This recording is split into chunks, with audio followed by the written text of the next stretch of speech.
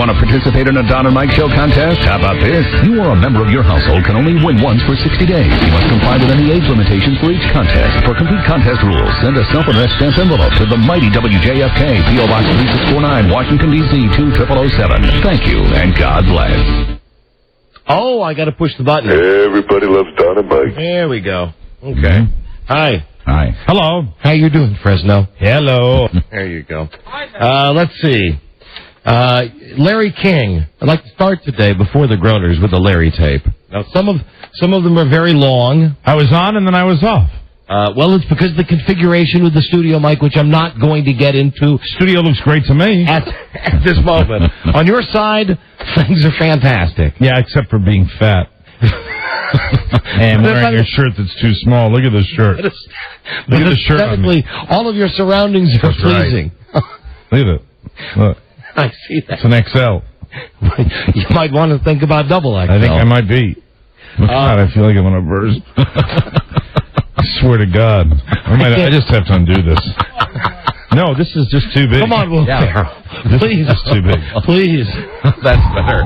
Here we go. You're not let it breathe. I'm really sorry, but I just have to. Thank you, Rob. I'll tell you one thing. I'm going to have to get like a T-shirt during the break. You're good. I can't do a whole show like this. You're good for my self-esteem. Right. Because I am wearing an XL today. Yeah, that fits well. You weigh less than I do. And I felt that it pulled on me a little bit. Yeah, well, this is a Tommy Bahama XL, and Tommy Bahama XLs are not normal XLs. They're a little, just a teeny tiny bit smaller than the average XL. Yeah, and this one that I'm wearing... You wouldn't understand that. Okay, Mr. Petite. Okay, Mia Hamm. Good to know. My wife bought me this one. It's I think, Caribbean Soul, the Jimmy Buffett shirt. Yeah. She bought it for me last year, and when I put it on last year, it was really great until I sat down. Yeah. And when I sat down, all of the holes popped. That looks like That looks like it might be even smaller than this one. Oh, I believe it is. Do you want to trade? Do you want to just see if yours fits? If I fit into that one better than? I mean, do you want to see? I'm sure this one is smaller than that one. Do you think that one's smaller than this one? Yeah. Oh, all right. Okay. Do you think that runs smaller? That XL runs smaller than the? All right, here you go. It looks small on you. Shouldn't there be some standard? What? I mean, for like what an XL is? Yes. Because I have certain shirts that won't fit me if I don't iron them. It's been a long time since we've taken off our shirts to start the show. At the same time. Let me say welcome. Wow. Welcome. This is freshly laundered. In the event that is mine, Mike. In the event that fits you. Yeah. Oh, lovely material. You've both been out in the sun, I can tell that. You like that? All right, hold on, let's see. Let me see how Mike's fits me, and I'll try Mike's on. And thus a tradition is born. And, I don't know. This is too small. And besides, yours feels damp. No way. Oh, maybe it's all right. Oh, I can't say that? I can't say that anymore. You can say it smells like a diaper. God, I forget. It smells like a diaper. Forget it. It's not funny anymore. Sure it is. Yeah. They knew what you were trying to say. Well, yours is just a tiny bit. Hold on, Mike. Hold on. Yours is a tiny bit tighter in the chest. I just don't know what to say. Before you put your shirt back on, what's the page number? It's star 9. No, star 8. Forgive me. Okay. Hey, ladies. Yeah. Hey, ladies. Feeling kind of low? Want to pick me up to get you through the rest of the day? You ready for a real turn on? You want someone to light your fire? You want to come down and see some real man flesh? Me and Mike have our shirts off right now. This is a limited time offer. At the same time. And your time is running out. You have 10 seconds. I'm on the speaker throughout the station. Goodbye. 10 seconds starts now. I can hear the thundering hoofbeat. They waited patiently. Here they come. And 7, 8, 9. Now. All right. Now we're moving into the 11s and 12s. Yeah, that's time. So, the stamping They're not is coming. Yeah. All right, we will put our shirts back on. If you insist. Oh, that's the first time we've ever changed shirts to start a show. It was fun. Although we're back with the original shirts now. Yeah. Some buttoned, some not. Are you really going to leave your shirt unbuttoned today? It's too tight. I'll pull it close.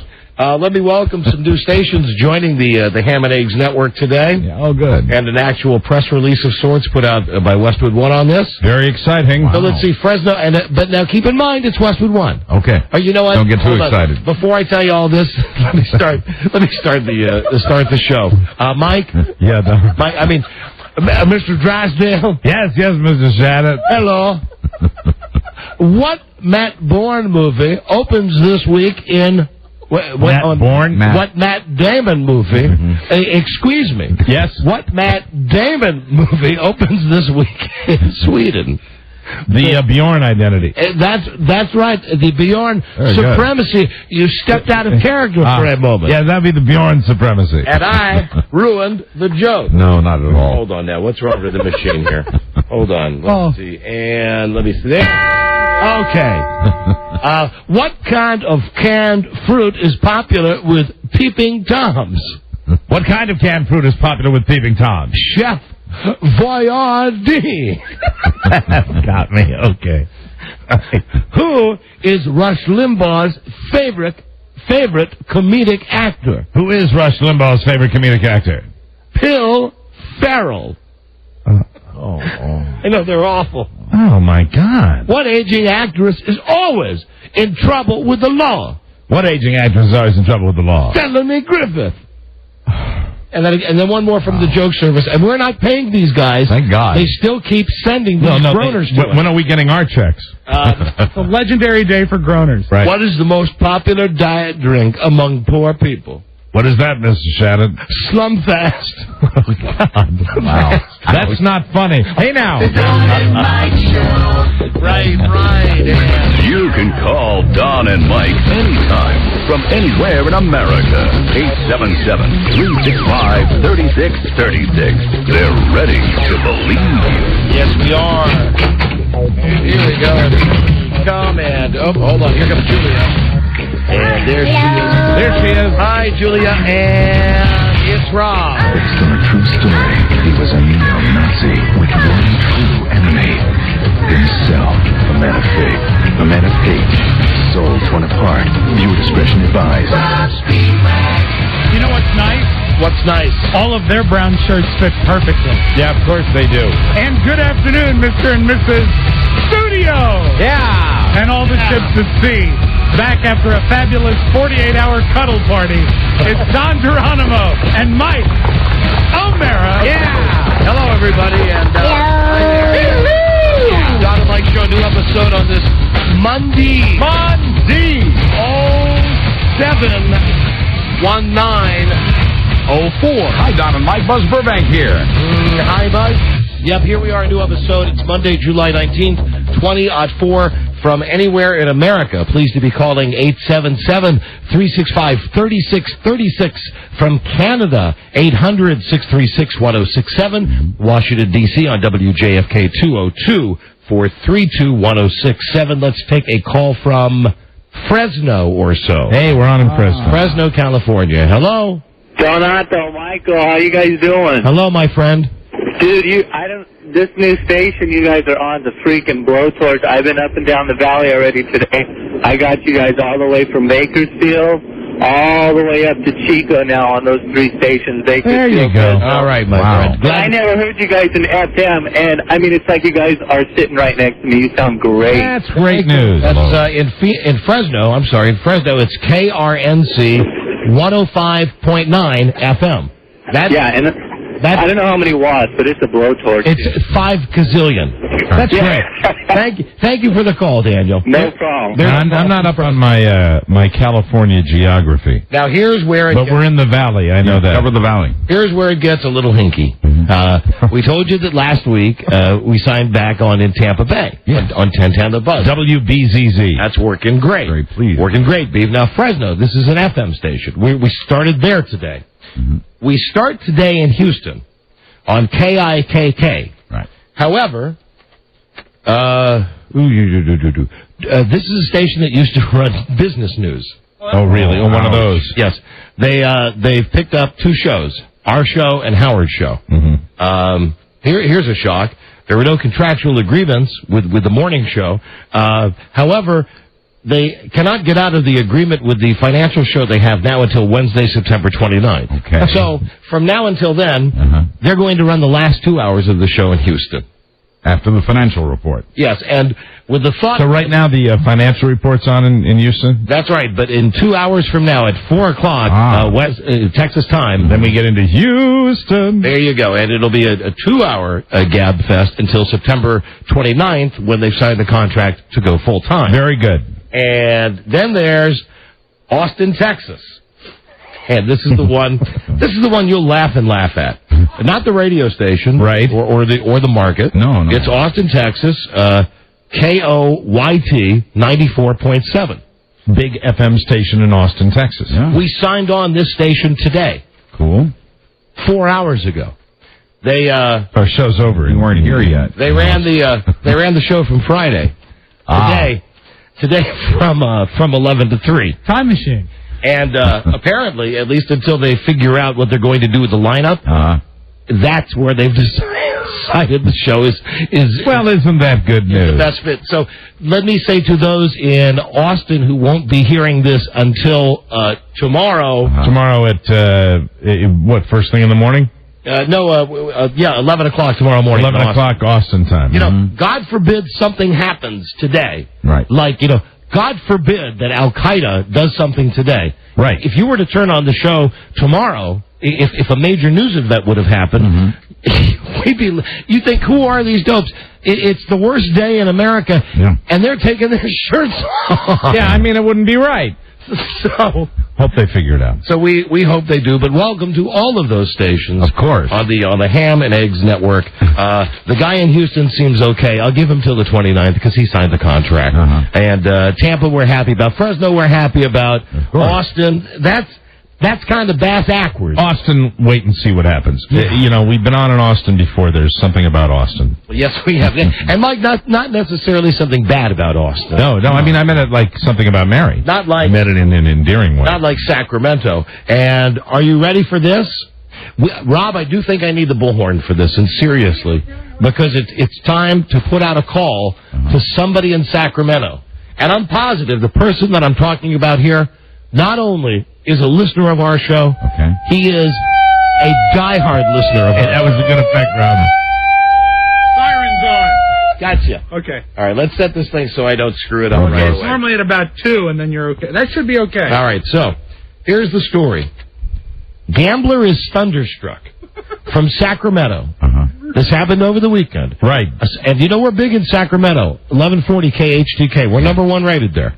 A Sacramento man had been feeding dollars into a $1 slot machine at the Thunder Valley Casino for 20 minutes Saturday, when at 4:30, he won $12 million. Hello. Wow. Nobody knows who the guy is. He's keeping his identity a secret as for now. Let me see, blah, blah. It was won on a progressive jackpot machine. 30 minutes after the big score, the mood in the casino was electric. Wow. They don't know how they're going to pay him yet. They don't know if he's going to go to work yet. I mean, they don't know if they're going to give him a lump sum or give him cash. Take the lump sum. The thing that I would like, though, for all of you listening, and especially if you're listening right now. Please, whoever you are. Man who won $21 million. $12 million. I'm dyslexic. $12 million at the casino. Call the Don and Mike show. We don't want nothing from you. We don't want your money. We'll maintain your anonymity. We just want to know what it's like to have won. And all you other people in Sacramento now, don't be calling up like the people who think they're my dad. Yeah, don't think that don't pretend you're that guy. And incidentally, let's not forget the lesson from the last show. If you run your car into a tree because of something funny we said on the show, we don't pay for it. That's right. You might want to run the siren after that. Hey, here comes John Lada. Hey, Lada. Hey, Lada, step up to the microphone, Lada. Hey, John Lada. John Lada. Hey, Lada. Hi, guys. You see what you don't know. What you don't know is that we scream at Joan whenever she walks in the room or whenever we see her in the radio station. It is not uncommon to hear, Hey, Lava! Hey, Lada! Hey, Lada! John Lava! John, are you enjoying Mike with his shirt wide open? Oh, be still my heart. Thank you for whatever you're doing. You're doing something in here, right? I'm doing something. A lot of the shirt is simply too tight. I had to breathe today. I've gained a little weight. So, guy in Sacramento. Yeah, $12 million winner. Whoever you are. Yeah. I know that you're going to get besieged for requests for interviews and all that other stuff. I know you're a listener of this show. Of course you are. If you're playing slot machines, of course you are. If you're a guy that was playing a $1 slot machine on Saturday afternoon at 4:30 in Sacramento, I guarantee not only are you a listener, you're a diehard listener. You're a client. You're a 4-hour-a-day listener. Amen, brother. Call and let us absolutely shower you with our thanks, with our warmth. Our praise. Our praise. Whoever you are, turn yourself into the Don and Mike Show today. We want to know what it feels like. Thank you. This concludes this test of the emergency retard system. There it is. We now take you back to our normal, regularly scheduled programming. retarded programming. So that's what's happening out there in America. Now, the weekend that I had, if you were listening to the show on Friday, I believe during the last segment, you with the shirt unbuttoned and your belly and stomach just hanging out. It's very full. Hard to concentrate.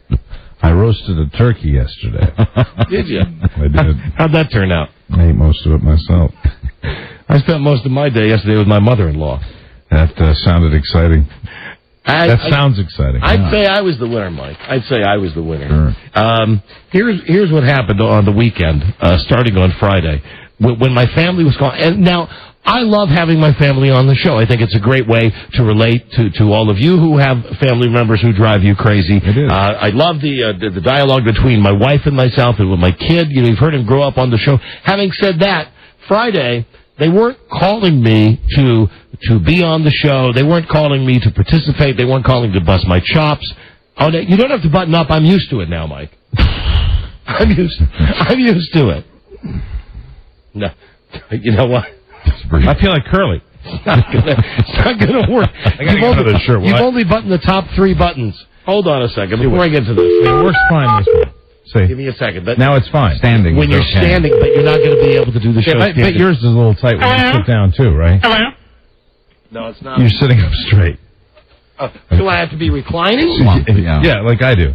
Go back. Yeah, see? No. It's a little tight. It's a little tight. I'm not, I'm just giving you an example. That's why these shirts are better. Now, if I sit like this, you see? But I can't sit like this for the whole show. I sit like this. Beth Ann? Yeah? Can you get Mike a T-shirt? Yeah, I'll go do that. What's pretty big? Double X. Okay. Okay, thanks. Bye-bye. An XL would probably work. Sure it would. It's stretchy. Yeah. Sure. Depends on the cut. Yeah. Sure it would. Now I could wear Rob's. And Rob, I'm sorry to bring you into this discussion, but Why not? Call an expert. If you want, there's room in here for you right now. Come on in, everybody. Come to my church. Rob, I needed you that. I'm sorry. I just was starting to feel bad about myself. You see, the thing about... Now, wait, I found a place where now there seems to be... This seems to be okay. If one of those buttons goes, we're going to lose an eye. That'll be fine. We'll get you a T-shirt in. That will be fine. We'll get the T-shirt stat. That's right. I'm okay. I'm okay. You could use the old model trick. What's that? Where they actually cut the shirt up the back. I'm not going to do that. It's a nice shirt. I'll be in this shirt. I'm going on a diet this week. Even White choked on his beverage. Good luck. Hey, I lost almost 40 pounds. I gained about 20 back. Did you ever? Okay. I'm sorry. I'm just feeling goofy today. I know. It's the second week in a row that I've come into the studio feeling goofy. No problem with it. It's great when you feel goofy. It was a real decision whether to wear this shirt to work or not. And this shirt is a perfect shirt for standing up. It's a terrible shirt for sitting down. You can stand up in this shirt and you're fine. Mm-hmm. Well, There's Stephen, no tightness. Okay, here's where I would beg to differ. The shirt that I have on, I was in the car today for 3 hours coming back from Ocean City. Right. Was sitting in my car, upright, and didn't have the space come between the buttons. Right. So maybe you're right on a shirt if you're going to do what you do, which is just recline. And they go, yeah, it's not like I sit even in a car position. If you sat in a car position like I am right now, you drive off the road. Yes. You would your eyes wouldn't make contact with the road. You're the lowest of the low riders. I am. I'm very comfortable. But the chair requires me to have a shirt that has a little bit of give. So it's okay when you're standing, but perfect when I'm standing. So don't give the shirt to Christopher Reeve. Well, it depends on what position they have him in. Sit him up straight? Yeah, if you do that stand-up thing, like in that movie. Oh, that was all fake. It was. That was a commercial, wasn't it? We don't believe that. No. We never believe that. It's real. We saw it during the Super Bowl. We saw Christopher Reeve walk. We saw him walk with his really small head. Exciting. Very small Beetlejuice head. But I'm fine. I'm going to survive with this shirt. I'm going to do okay. Well, Beth Ann is rushing in to get you another shirt. You know me. Now. You know me a long time. I don't wear clothing that is tight. I've never worn clothing that is tight. I will take the ego out of it and add the other X on an L. Sure. To have some give. It doesn't matter to me. It doesn't upset me. You know, the opposite end of that spectrum is this man over here. Hi, who purchases clothing a size too small. Right. On a regular basis. But you know what? That was a long time ago when he did that. He's always done that. Mm-hmm. But now he's gotten so small that they actually fit. You still can't fit a credit card between him and the fabric. Right. Here we go, Beth Ann. What do we have for Mike? What do you have here? What do you got for him from the Price Closet? It's not a T-shirt, but it is larger. It's a pullover. Right. Do you think you'd be okay with that? Yeah, I would. Yeah. Okay. Really? I'll take that. Wearing a pullover on a hot summer day? That's just a cheap excuse to get an extra pullover. Okay. There you go. Thanks, Beth Ann. Bye-bye. Thanks, Beth. Thanks. You okay today? Yeah. Are you all right? Are you having a good day today? Great day. Are you okay? She just kind of walked down. Okay, see you later. There we go. It's a learning curve with her and me around here. And the gloves kind of came off today. She's great. You treating my lady well? She's a fantastic producer. But yes, she gets into that panic mode with like Leslie Moonves, who's going to be on the show today, but now is such a big shot he wants to do it tomorrow or whatever. Mm-hmm. Beth Ann still is Pollyanna enough in this job that she calls me up. There had to be 5 calls today. It was, hi, okay, I just got off the phone with this assistant. She's Blackberry me. Les really wants to be on the show today. We are not sure of the time, but he really, really wants to do it. You know, honey, listen to me. He doesn't really, really want to do it. He doesn't really even know who we are. You can't say the H word. What, honey? Yes, it's in the handbook. You're not supposed to say that. All right. Darling? Nope, Nope, that's not allowed either. I read the whole book. Did you read it? Read the whole handbook. Yeah, listen. Female terms of endearment. Sweetie, honey, baby. If we all live up to the terms of that handbook that we were forced to sign today, then I wouldn't have had my tongue in Colette's ear out at the front then. Amen to that. And next time, try that with your shirt off. I didn't realize that I had my gay sunglasses on top of my head too. I'm having a weird day. I am really sorry. That's okay. Here we go. That's okay. How you doing? That's better. How are you doing? I'm fine, Robin. Sorry. I put sunglasses on in the studio, and I always found them to be silly looking. Well, you were right about that. They are. That's right. That's a nice picture you're painting of yourself today.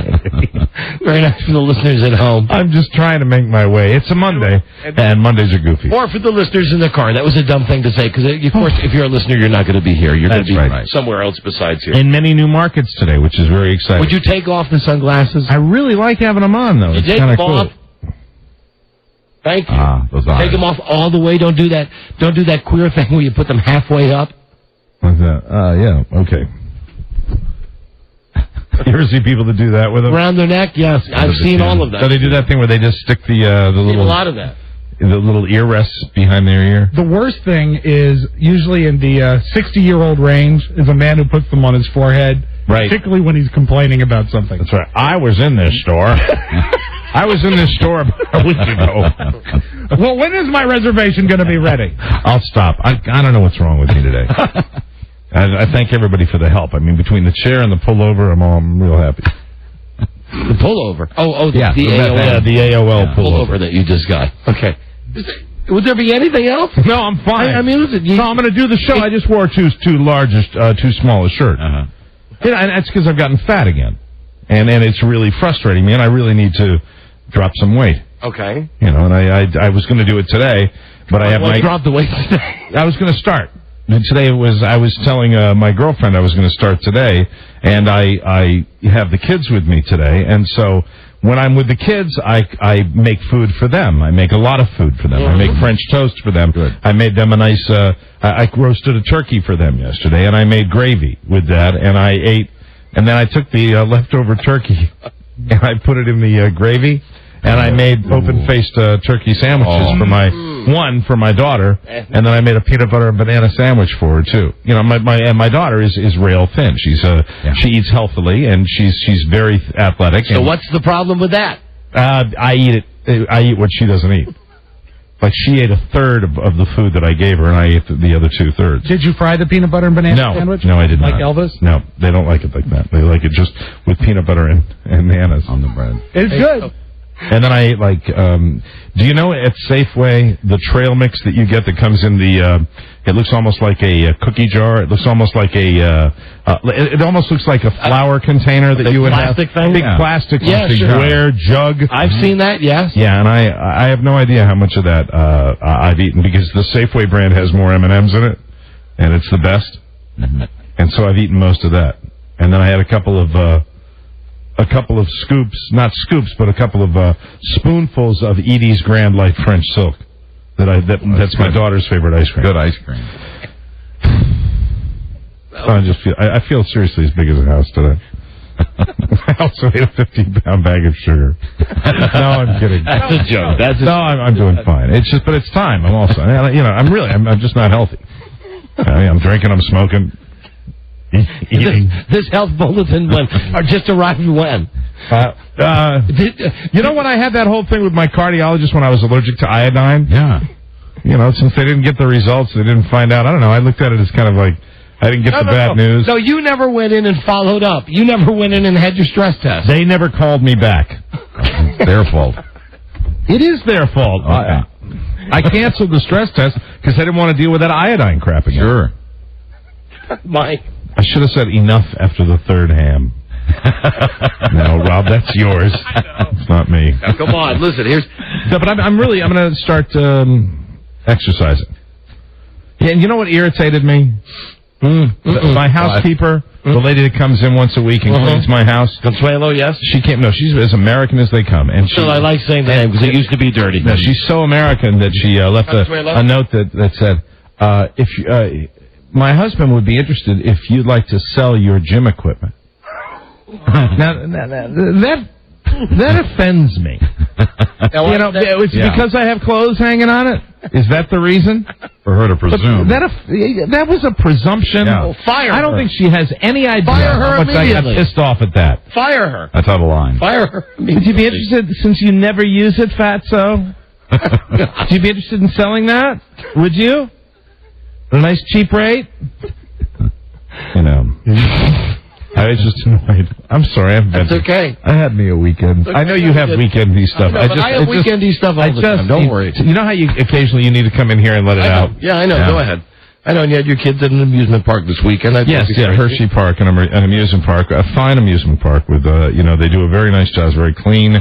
I've never, I come away from there wishing for pestilence. I wish for seriously, I wish for a major plague to just, you talk about thinning the herd. I mean, you go up to an amusement park on a summer weekend and you will know that it needs to happen. It needs to happen. Right. We need to get rid of some people. But you have to know going in it's going to be crowded because you do. Your kids somewhere on a Saturday. But I don't have an option. It's like, Daddy, we should go on a weekday. Well, Daddy has to work on a weekday. Daddy can't go to the amusement parks. I'm sure there are many of the same people that are there, that were there Saturday that are there right now because they look to me like perhaps they can be there all the time.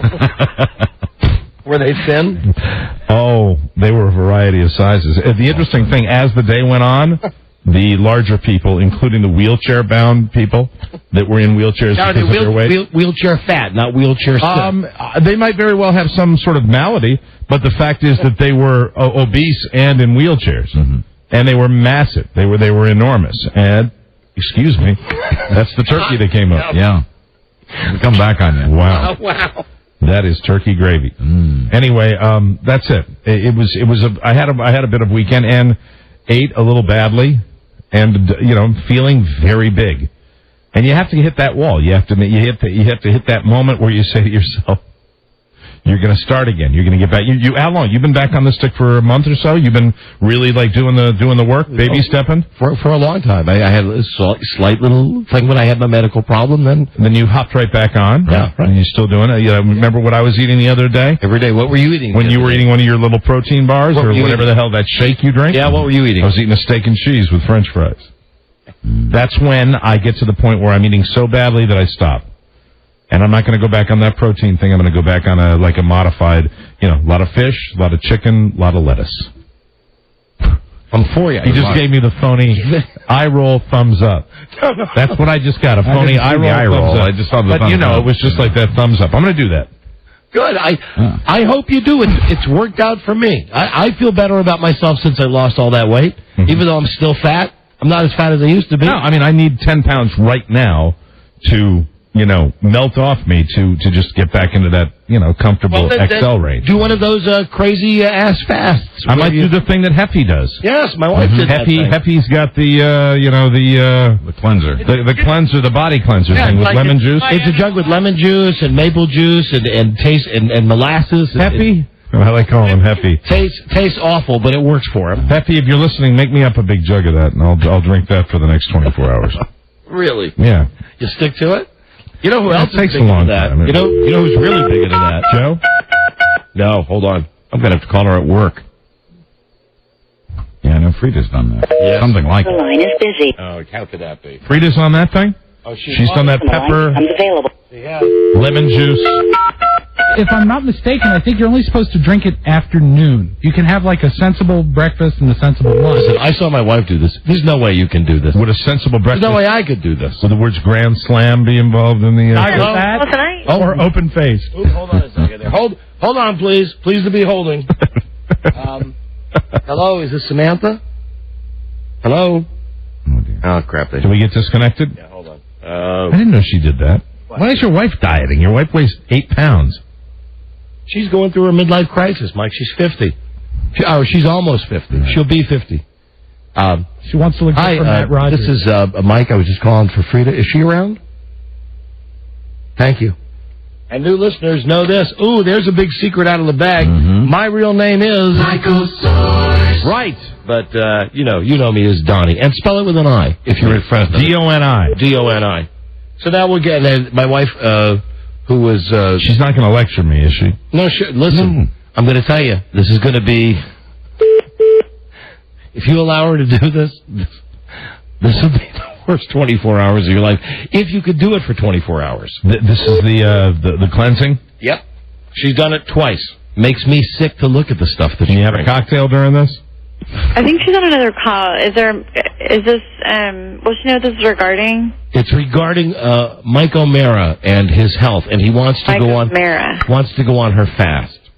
What? He wants to go on her fast. Would you ask her if she just has a second to go on the radio? Yeah, you might know me. I'm somewhat of a famous radio personality. Sorry, hold on one sec. All right, okay, just now I didn't even hear that while she was... Hold on one sec. Thank you. So, didn't hear that while she was thinking. So, my wife, who we're going to be calling here in a second. Right, your wife, Frida. Frida, your wife. That's right. God willing, and if the Axe store is closed, it's going to be 23 years next month. Wow. Yeah, I know. Wow. So... you're almost at silver. On Friday, during the Friday show, she called me. I told you, my kid was calling me like during the show, not to be on the show, calling me as a real life dad during the show with these crises. Wanted money. Like, $40, I'm overdrawn, I need $40. Right. Then he called me back a couple other times during the show. I didn't even bring it up. Right before going back on. Hi, honey. Hey, sugar, I'm very busy. I got it, John. I know you're very busy, and I wouldn't bother you at work. However, Mike has decided that he would like to do, that fast thing that you did? Yes. Yes. Mike would like to start that. Okay, let me call you right back. I don't have time. Can you just email whatever it is to Mike that he needs to do? Yes, I will give him full instructions. And can he start this when?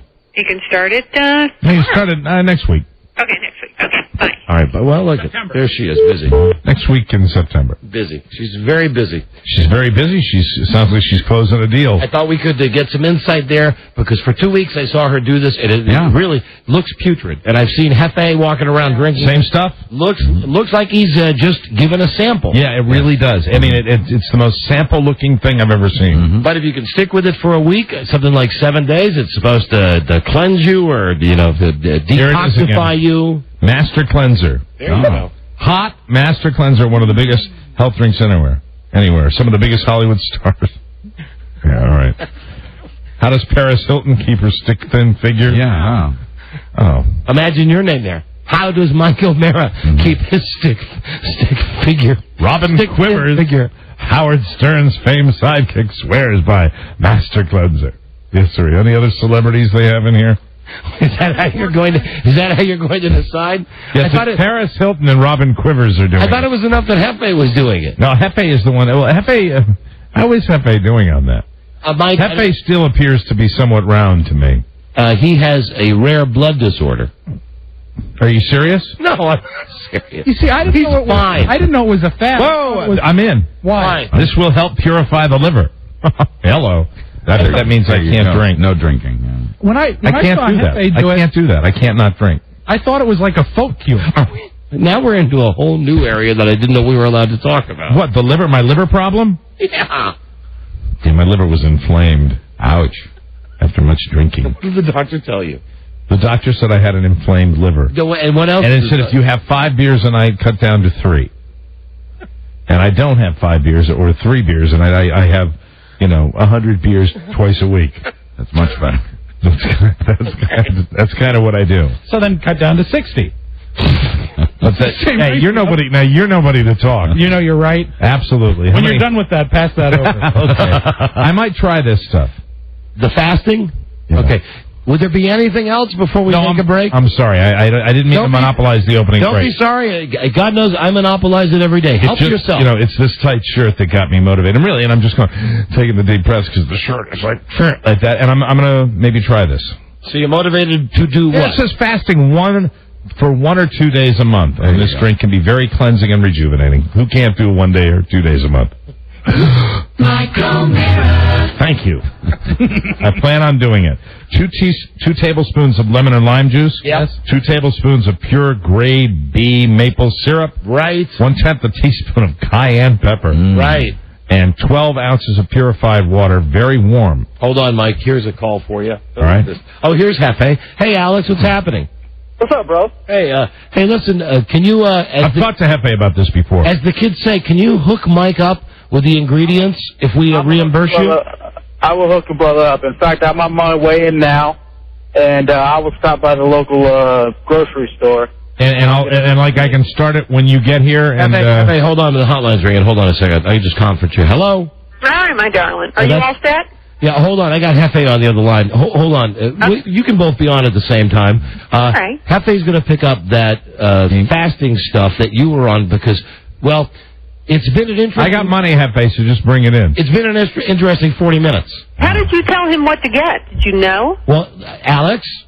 Yeah, it's the cayenne pepper, the lemon juice pure, and the maple syrup. Honey, but you have to make sure you get grade B maple syrup, and that's a little bit harder to find. You have to go to a Whole Foods kind of store. Well, you can't use like Mrs. Butterworth. No, you can't. Use Mrs. Butterworth. Alex has been doing this, and I tried to call you first. Mike was upset because his shirt didn't fit today. And what is grade B maple syrup? What is it? It has more nutrients in it. It's not as purified. It's not just, grade A is just the sugar. Not as refined. So, Mike, who would you like to be your coach on this? Would you like Alex? Hefe. Or Frida? Hefe. Well, I'll give you some time to think about it. No, give you some time to think about it. Would you like Alex or Hefe? Let me think about it. You're right. I'm not even, don't even offer me. I'm off the table now. You're what? I'm not offering my help. Okay. All right, honey. All right, sorry. I've been rejected. No, I see Hefe every day. I see him physically every day, and so I can ask him about it. You could see me every day. All right. I love you. Hello there. I said I was throwing some love your way. Hello. Oh, he's so insecure. I love you too, my baby. And why wouldn't I be insecure? You know, everybody's got Photoshop. What would you think if you woke up and your wife had put your face on Napoleon's body? And she's real happy about it. It's a tribute. Okay, now I have to go. Now I have to go, darling. I'm busy again. Okay, can you just explain why you put me on Napoleon and like you put that on the bulletin board like I should be happy about that? I need to work, Shug. Okay, goodbye. Love you. But because you're a powerful man. That's why. He was a short. Well, they say the Napoleonic complex. Right. He ruled the world, darling. He didn't have a complex. He didn't have illusions of grandeur because he was grand. He was the real That's thing. what I was saying. You're a powerful man. All right. Well, it was somewhat. It was less than flattering to see my big face on that little tiny short midget body. Like on The Sopranos. All right, darling. Thank you. All right. Goodbye, I love you. And is Hefe still on the line? Yeah, Alex is here. Hefe, you'll bring that stuff in there? I'm on my way to get it now. We'll be partners. And Alex, are you ready for this? I'll give you. I'll reimburse you and give you a little something for the effort. Now, Alex, here's a little synergy. You want a little synergy? Alex does the show The Hideout every night on WJFK at 11 o'clock. Right. Thank you. How about you mention on the air tonight that you're going to be Mike's coach for a couple of days, and we'll have an update on our show, and you can do an update on your show. Hey, way to program. Way to program the station. About how Mike is doing with the big fasting. Do we want to do weigh-ins and everything? No, I don't want to do weigh-ins. Okay. I mean, because I'm scary fat. So the proof will be in the pudding, if you'll pardon the pun. If Mike loses some weight after a while, and Alex, you can actually coach him. And if you how about in 2 weeks you try the same shirt on in the same chair? I will leave. That is fantastic. Everybody remember this shirt. I'll bring in the shirt in 2 weeks. And Mike, if it happens to be one of the nights this week when you're having 100 beers, right? You could call in live to Hefe's show to give him an update. Okay, now let's not go too far. All right, thanks. Bye, Alex. I see. Actually, that might work very well. Yeah. Okay. I know you think it would work. No, it would be great. I'll call him. Yeah, you'll never call. I will. Because I just thought my entrepreneurial side just kicked in there. Oh, you can get another commercial for your restaurant. Yeah, there you go. Right, okay. Thanks. Look Around Cafe. Brilliant. Gotcha. Okay. I'm calling live from We are going to break for commercials here. I'm really paranoid about mentioning that now on the show, so I won't do that because I know it's been me and I got my chair, so I'm disciplining myself. I just want you to know that. I'm not trying to get John and Mike Show. I talk every day, all day. Don't worry about it. You have been very good to me about this whole enterprise. I find it very interesting over the last week where you had really the irrational hatred of minivans, which I think in some way... it's not an irrational hate. I think it has something to do with... whatever's happened. Coming back from Hershey Park, it was in a car behind one of those idiot. What do let me see the right word to find. It should be called. I was in back of one of those idiot wagons, all the way back from. Okay, so it was the minivans, right? That it was the chair. Oh, and I love the chair. And I love the minivan. Right. I still haven't met that guy Gary yet. I'm not used to you giving and giving and giving so much. Right. Especially at the beginning of the show. And now today it was the shirt. It's fine with me. Hey, Dubs, wait for me out in the lobby, please. Sorry. Why's that? I'm nuts today. I'm mental today. I just need to borrow something from him. Cigarette? Why do you know everything about me? Why do you think I don't know that you're still smoking cigarettes? I know you do. You know I'm smoking. You see me. I know, but you come in and you say sometimes in front of people when I'm in here, you'll say, I quit smoking. I know. Well, I do quit on and off. I quit a couple of times a year. I mean, I don't care. I'm not your daddy. I spend more time off than I do on that. Okay. Wouldn't that be accurate, I think Buzz? that's true. Yeah. I'll back you up on that. And nobody likes a quitter. So we have to break now. Oh, blood. We have to break. We will be right back. This is the Don and Mike Show. BMW and Apple have created the first seamless integration of iPod and automobile, integrating your iPod into your BMWs as easy as 1, 2, 3. 1. Create up to 5 playlists on your iPod for your BMW using iTunes. 2. Although we're only going to read 2 of the 3, plug your iPod into the connector cable in your BMW's glove box. Get the best sound quality on wheels. Buzz, how do you like it? Buzz? It's great. It's really cool. Great. This technology only works with 2002 or later 3 Series and X5 and in all model years of the X3 and Z4 Roadsters. However, the adapter cannot be installed in vehicles with navigation systems, satellite radio, DSP, CD changer, or cassette player. You must update your iPod with the latest iTunes software. Adapters only available at BMW centers beginning July 12th. For more information, go to iPodYourBMW.com today. Welcome. BMW is a brand new sponsor of the show. Buzz, how do you like that car? Oh, man, I'm driving a convertible. Thanks, Buzz. The Don and Mike Show. WKK. This is the Don and Mike Show. I'm sorry, Buzz. They're quite willing to kill off nature, for a cheap buck, and then just point the finger at somebody else for why the jobs disappeared. Hello? Larry. Yep. Wake up. I'm sorry. I'm going to want to rephrase that. The Don and Mike Show. Words are hard for them. Don and Mike. On the show today. Yes. Maybe you saw the Fiery Dale Jr. thing. One of the scariest things I've ever seen with a camera inside the car. I mean, and don't bother calling. We've heard all the jokes already. New KFC, honey barbecued, Earnhardt, all that stuff. Right. Because he does commercials for KFC. Right. So, first off, what was? I am the God of Hellfire, and I bring you fire. What was Dale Earnhardt doing racing a car that wasn't a NASCAR car? Yeah, what's he doing in a vet? And what happened when he caught on fire? How'd that happen? And amazing that he had as few injuries as he had. He was literally in an inferno and walked away from it. He was going to be in this Le Mans race where he drives with another guy. They would take turns, right. In essence. And yesterday he was practicing when he crashed and set himself on fire. Wow. Or not set himself on fire, but set the car on fire. Well, the car got set on fire. Yeah, the gas tank ruptured and the heat caused an explosion. Anyway, the guy that's his partner that was going to take turns racing in this race with him, and I guess Dale Jr. is not doing that now. We'll have that guy on the show later today. Yeah, I'd love to talk to that guy about the safety stuff that they have in those cars that allow... if you're in your own car and something like that happens, you're toast. You're done. Plus, we'll play a brand new game today, give you a chance to win money with 6 sounds in 60 seconds.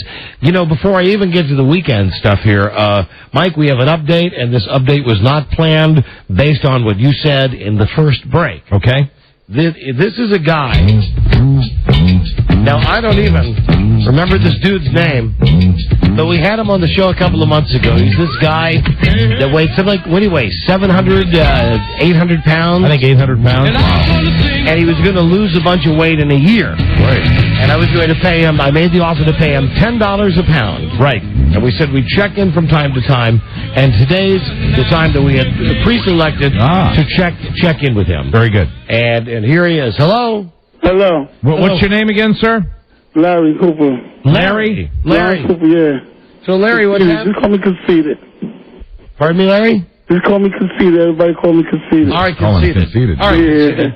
Larry, since the last time we spoke, about 8 weeks ago, first off, how much did you weigh when we talked to you 8 weeks ago? 839. 839? 39. And, you do sound better. It sounds like it sounds like it's easier for you. Much better. It sounds like it's easier for you to talk. So I'd be curious to know how much weight you've lost. And keep in mind, it was just in Saturday's paper. How much? News. 9 pounds. You've lost 9 pounds. All right. Well, that's wow. Think about this now. That's $90. Mm-hmm. I will pay in a year. I'll pay you $10 a pound. $90 so far. No doubt. 9 pounds. And what are your plans for today? Well, the same thing. Go through my training, which is 3 types of training. One training from the country gym with my trainer Keith from Verify Solutions, where you can follow me up on his website. This guy, I mean, it might be just 10 pounds. It sounds incredible how much different he sounds. Yeah. Physical therapy. That's my second training. Right. And then I top it off with my dancing with my group that we producing on Singer Sensation S4. You're having a better time breathing, aren't you? No doubt. I'm moving better. Yeah. I'm walking better. Good. For 8 years I haven't walked. Now I'm walking and dancing. Wow. Well, there you go. I maintain that I'll still pay you $10 a pound for every pound you lose in the next year. And how much would you like to lose in a year? I already told everybody I'll be 375 within a year. Wow. 375 within a year. 3 trainings. And that would mean you'd lose like 500 pounds? That's right. That's the plan. And I won't stop until. That's $5,000. Well, he's going in the right direction. He sounds better. He could hardly talk to us the last time we talked to him. All right, Larry. Well, there's the update. We'll talk to you again in 2 months. Okay. All right, dude. Larry, way to go. Keep up the great work. All right. Hang in there. Keep dancing. Larry, I have a close friend. I have a close friend in many ways, my best friend. Yeah. He today was telling me that he's finding trouble with the motivation. He's nowhere near, where you are. His problem is just XL and double XL. What would you say to this guy? Let's call him Mike. Yeah. What would you say to this guy to give him some motivation, inspiration? Okay, first of all, you got to start off. You got to recognize that you have a problem. That's first off, and then he got to. You already lose your mic. Yeah, I'm out. With me, like I got big and I got lost control. When did he lose control? I lost control 1978. 1978. Yeah. You was slim or you was always big? I was svelte in 1978. You was both? I was in great shape. Svelte. Okay, he was thin as a rail. What you doing that kept it at the balance? Because if you was slim and you got big, whatever you was doing before, that's what kept the weight off. Right. And that's what you got to start with, because that's the balance right that's there. That's a good thing. Okay. You understand? All right. Before I lost control, I used to dance. Dancing kept the weight over. I would have been big way before, man. Well, I used to play hockey. I'll go back to playing hockey. Exactly. Yeah. So exactly. That's the start. And then thanks for bringing me into this. I didn't mean to. Who around you? It was planned to talk to. Hold on a second, right. It was planned to talk to him today. At this time, I had no way of knowing. No, I appreciate it. I'll send you a meatloaf basket. No problem at all. A meatloaf basket? Yeah, I'm talking to my partner here. Good for you, honestly. As long as you eat the right portion. If you eat the right portion. Yeah, all right. Well, good luck to you. I think you've said some words that really will make my friend feel better. Yeah, tell him to find out the balance, the thing that keep the weight off, just as much as he put on. Something good balance, like if he rock every day.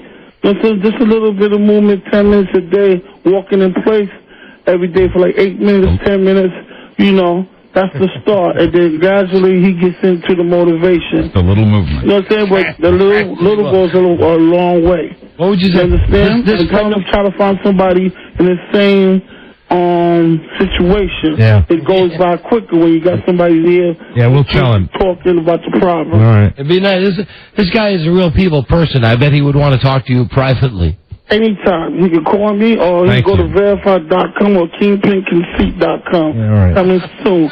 Woo! Okay. All right. Way to go, Larry. We'll talk to you. You have that there. Call me anytime. 2 months we'll talk to you. Verify Solutions. Remember, .com or kingpinconceit.com. Right on, Conceited. See you later. People check on. How about it? Bye-bye. Keep dancing. Bye, Larry. Bye-bye. That's great. Yeah. There you go. That's just great. Good for him. Well, he's down 9. So I got to do what I was doing before 1978. Hello? Oops. What is this? Hello? I didn't call you. Oh, you didn't? I didn't call you. The light just went on. Okay, well, I'll hang up then. Bye-bye. That's the ringback from the busy. Oh, okay. Gotcha. Oh, boy. That guy sounds amazing compared to when we talked to him. Do you remember he couldn't get a sentence out because he was breathing so hard? Hey, Mike? Yeah. Hello? Don and Mike show. Gladys, I shouldn't let you call because you're on probation. Oh, no, I'm not having anything to do with this. No, Mike, I'm What do you want? You say motivation. I have... Oh, God. Shut up. Aren't you on probation for calling the show, Gladys? No, I can call once a month. What do you... Wait a minute. Hold on. Rob is jumping to the... Lord of the Rings is here. Rob. You're wasting time. No, Rob, you're wasting hold on. everybody's time, and this is a flagrant violation. You're done till 06. Okay. Wow. Yeah. You have 4 calls left on this contract. Can I brag on on Ben? No. Ben the problem boy? No, Gladys, no. No. This has been bad from the word go. Were you going to give me advice, Gladys? No, not advice. Encouragement. Come on. Come on, who are you talking to here? Take it from somebody who wears his heart on his sleeve and comes in every day and talks about every little thing that goes on in my life. Mike, you do that, you're going to get the people that want to help. What kind of car do you drive, Gladys? I drive a big 7-passenger F-150 Ford van. So she doesn't drive a minivan. Damn it. Heck no. Real van. Damn it, because a real van is you know... We just sold a Lincoln. And then my husband drives a Suburban. Oh, Christ, you are not allowed to call the show anymore, Gladys. Why not? Because we had to put you on restriction. But because you're a good... Are you calling because you've lost a lot of weight? Oh, not a lot. I've just lost about 26 pounds. Yeah, see, that's boring. But something bad. Hey, Gladys? Something bad happened that you would really enjoy. Gladys, what have I told you? I got impacted. Gladys? Come on. A lot of the weight... He's trying to cram that in there, so I'm listening. What if I could tell you could lose 30 pounds of ugly fat right now? I'm not ugly. Cut your head off. What she lost was a lot of water weight. Oh, That's one from 8th grade. I never knew you were impacted, though, Gladys. Oh, man, I was in pain. I thought I was dying. So I don't know. No such luck. Yeah, really. Oh, Rob. All right, well, this will be your call for the month of July. For the year of 04. Oh. Rob, really, what Rob, why do you hate me? I'm just trying to ration it. What kind of restriction do we have on Gladys Kravitz from Wichita? According to my records, my very accurate records. Yes. Once a year, and it's flexible. Okay, can I ask you a question before I'm on probation If this forever? is a good question, you can have one more call on and the holidays. And Rob, you're the only person in the world that would know this answer. All right, go. On Bewitched, at the very beginning, she wore a diamond heart necklace. Right. Why? I never saw... Why did she Because she was on restriction. Oh, Gladys, that's it. You're gone. Bye, Gladys. Say eject, Gladys, please. Eject. Eject. Talk to you next month. Love you guys. You can have one short call at the holidays, and that's it. One short call. You're already nice. See, you're already giving in. That's right. I'm a slave to her dry beauty. There you go. Gladys Kravitz. Oh, she's a great impacted caller. The impact. That's a deep impact. She's a high impact player. Think about that. Great Wow. 13. Okay, Gladys. welcome to the show. Here we are. Here we go. Fantastic. Hi. I'm ready to start. I'm ready to get started. You know, if I didn't know you better, yes, I would think you might have had a pop or two today. before I came in. If we replayed just that, we don't have that technology anymore. Yeah. You just said, I'm ready to get started. I'm ready to get started. I know you're not drunk. Do you? No, you know what? No, Do you really know? No, I don't really know. Yeah. I don't think you are. You don't come to work drunk. No, and in this particular circumstance, I've been with the children all morning, every hour, right up until 1 o'clock. And then At 1 o'clock, I did go to the liquor store and buy several airline bottles of beer. But it was ginseng, right? They weren't airline bottles of beer, airline bottles of vodka. Now you got me all nervous. No, I'm not. The alcohol has not touched my lips. Okay. What's that? You're upsetting me. You're upsetting I me. was down in budget. I saw her. All right, so you're not drunk. I'm fine. I didn't really think you were drunk. No, I feel good. You look good. No, I don't. Look at that. That button's almost coming completely undone. Wow. Because it's straining so hard to keep the shirt closed. I'm not happy about that. I'm really not happy about that.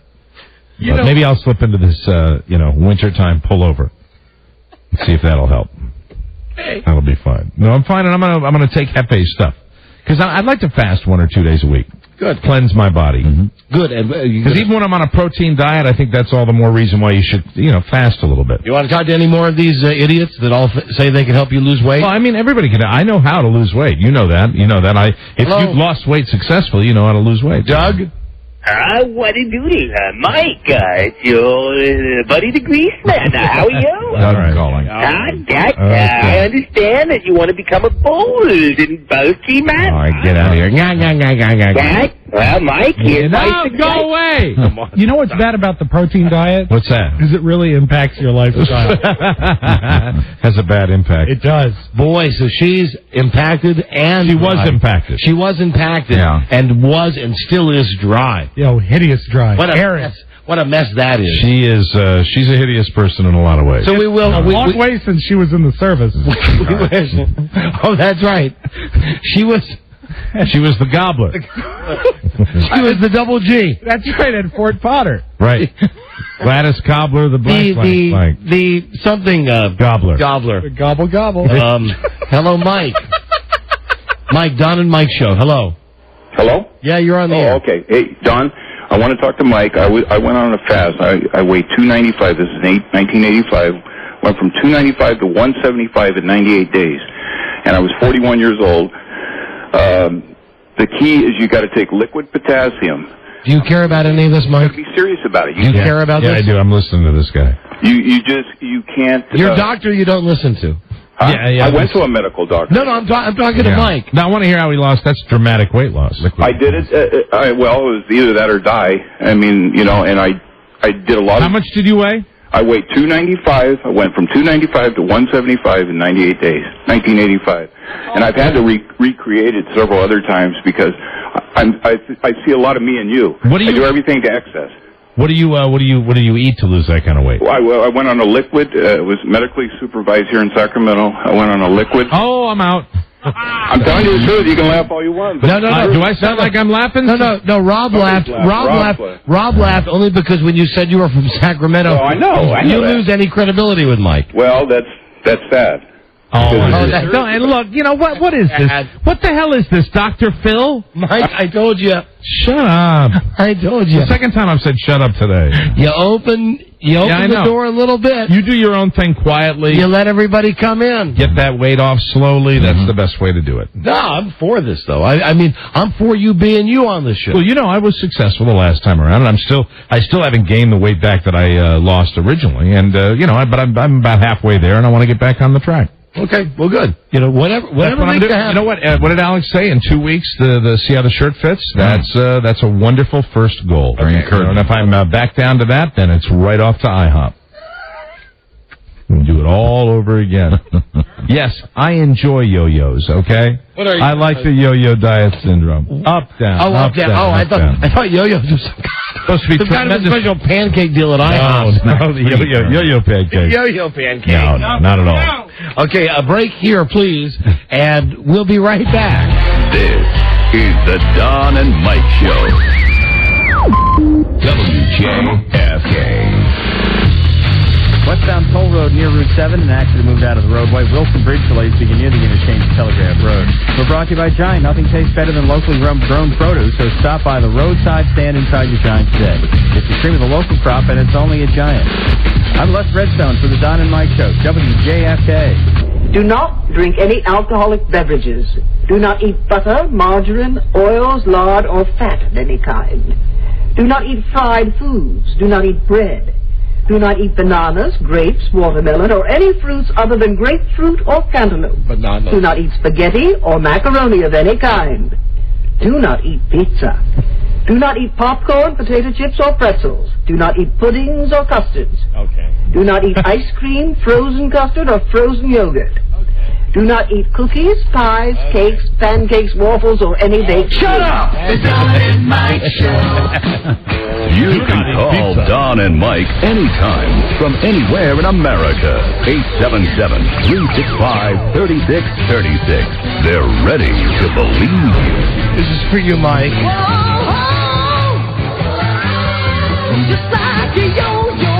I never get to play this.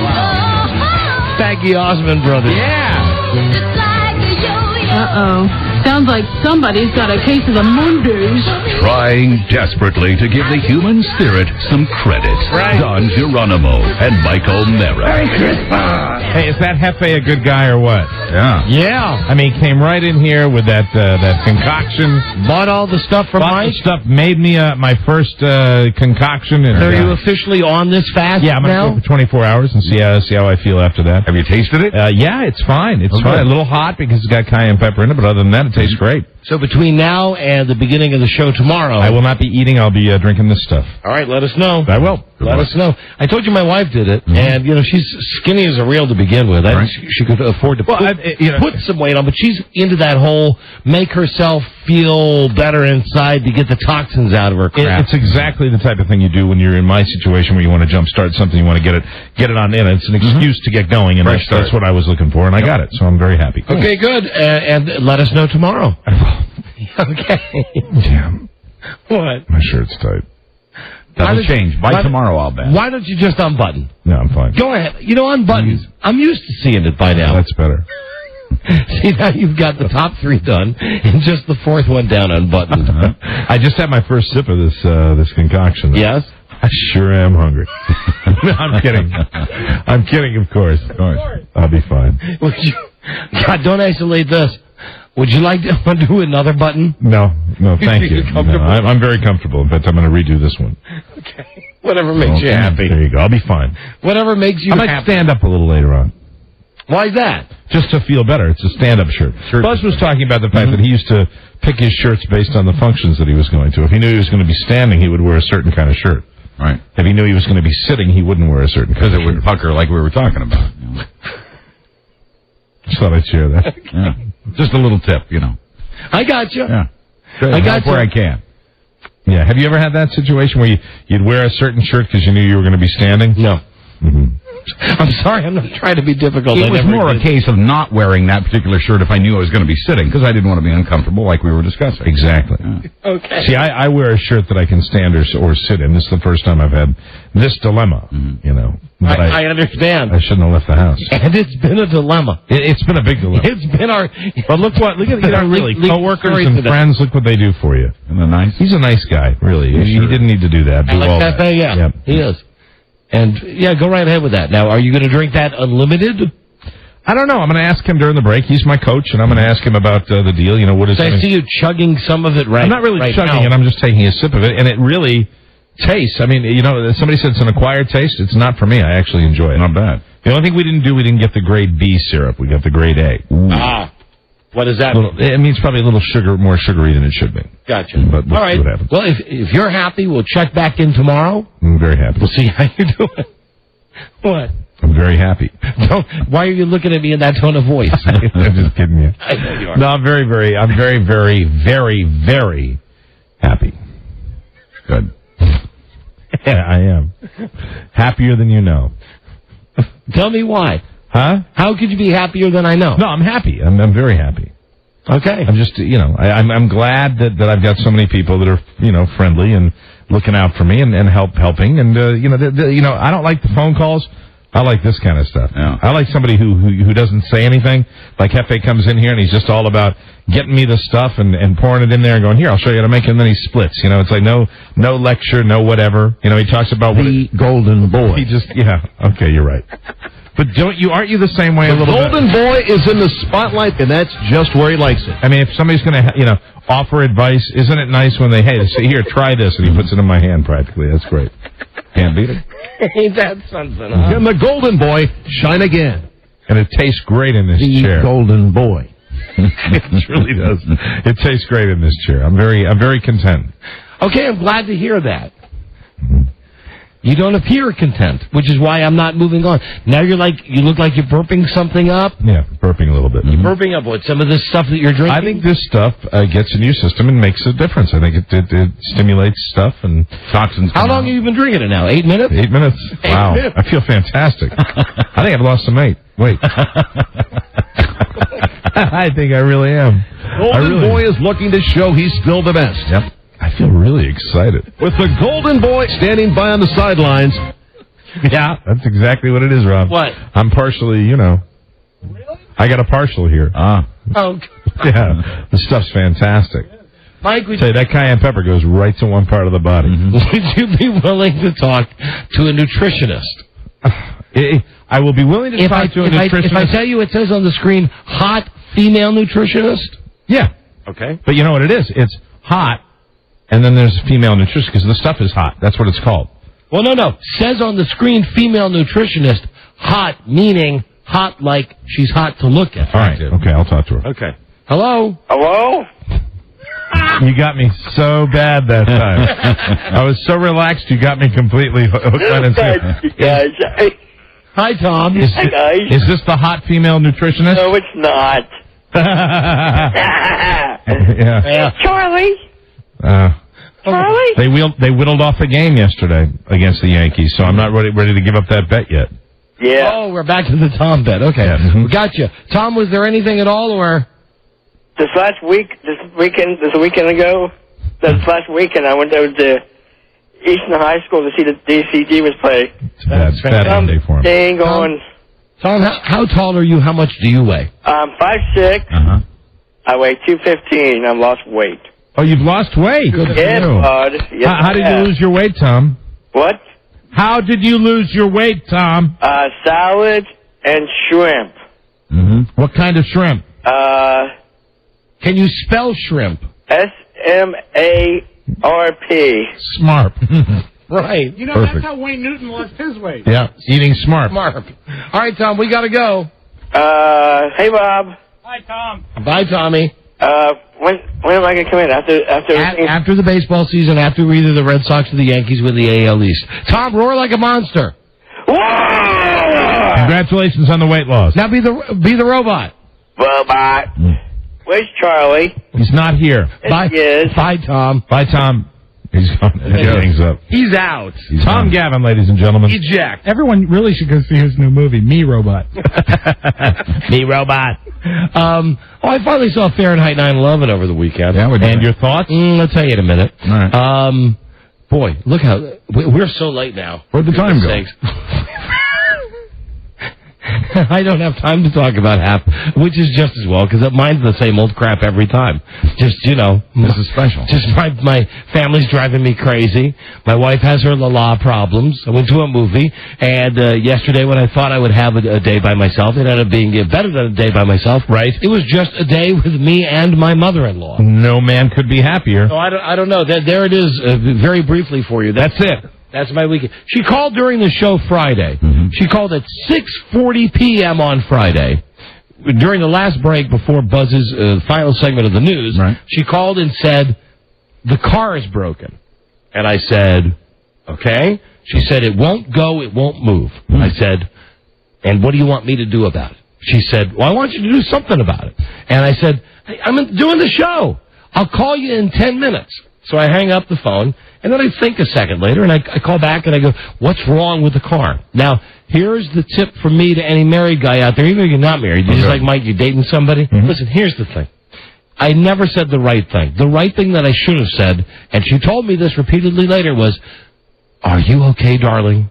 Now, she never said, I was in an accident. No. Right? She never said, somebody ran into me. Oh, so that's what she wanted from you. Yeah, but as it turns out, she wasn't in an accident. The car just broke down. But you never inquired as to her... And the car didn't break down like in the middle of nowhere. Right. You know where the car broke down? Where? In our driveway. But you never inquired as to how she was doing. That's correct. I assumed since she was calling me to yell at me to help fix this problem, that there was no real medical emergency. Sounded healthy. So that was, and I think when we came back on the air Friday, I said, I wish my family would stop calling me. I remember. So that I got done with the show and I picked up the phone, I tried to call her, and then she says, I'm at dinner now. I can't talk to you now. I know it was very tense during the last hour of this show. Wait a minute, hold on. You're at dinner now. You can't talk to me, but you call me when I'm at my job. She said, and that's when I knew that I'd made the fatal mistake. She said, I just wanted to, ask what you thought, and you didn't even ask how I was. Right. So then here's the problem, because this was on Friday. She had gone to Ocean City Thursday. Mm-hmm. She was going to come back, put the dogs in her car, and then drive up, and we're going to have a weekend at the beach. Right. Well, now she's at the beach with a car, which incidentally I think is screwed. I believe the transmission is shot because the car would not move. Wow. Did the engine start? The engine did start. The car, it started, then it would go, and if you put it in neutral and tried to push it, the car wouldn't go. Really? The car just would not go. So we had the guy with the tow truck come out. Automatic or standard? Automatic.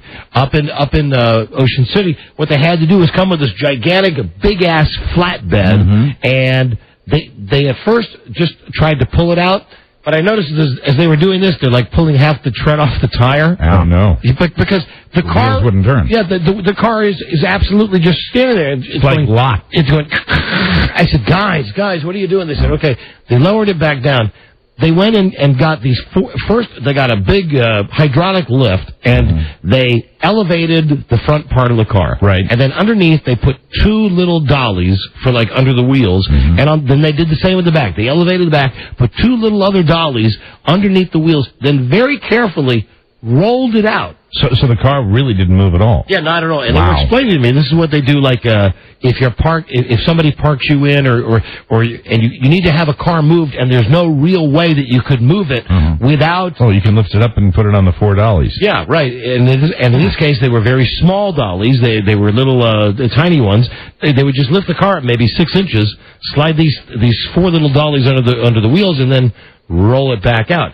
So I'm talking with the guy, how could this happen? He says, I don't know, transmission. And I'm thinking to Frida, I said, was there ever a light that went on that said... Brand new car, though, right? No, about a couple years. I said, okay. Was there any problem, like the transmission light coming on or anything? She said, I don't know.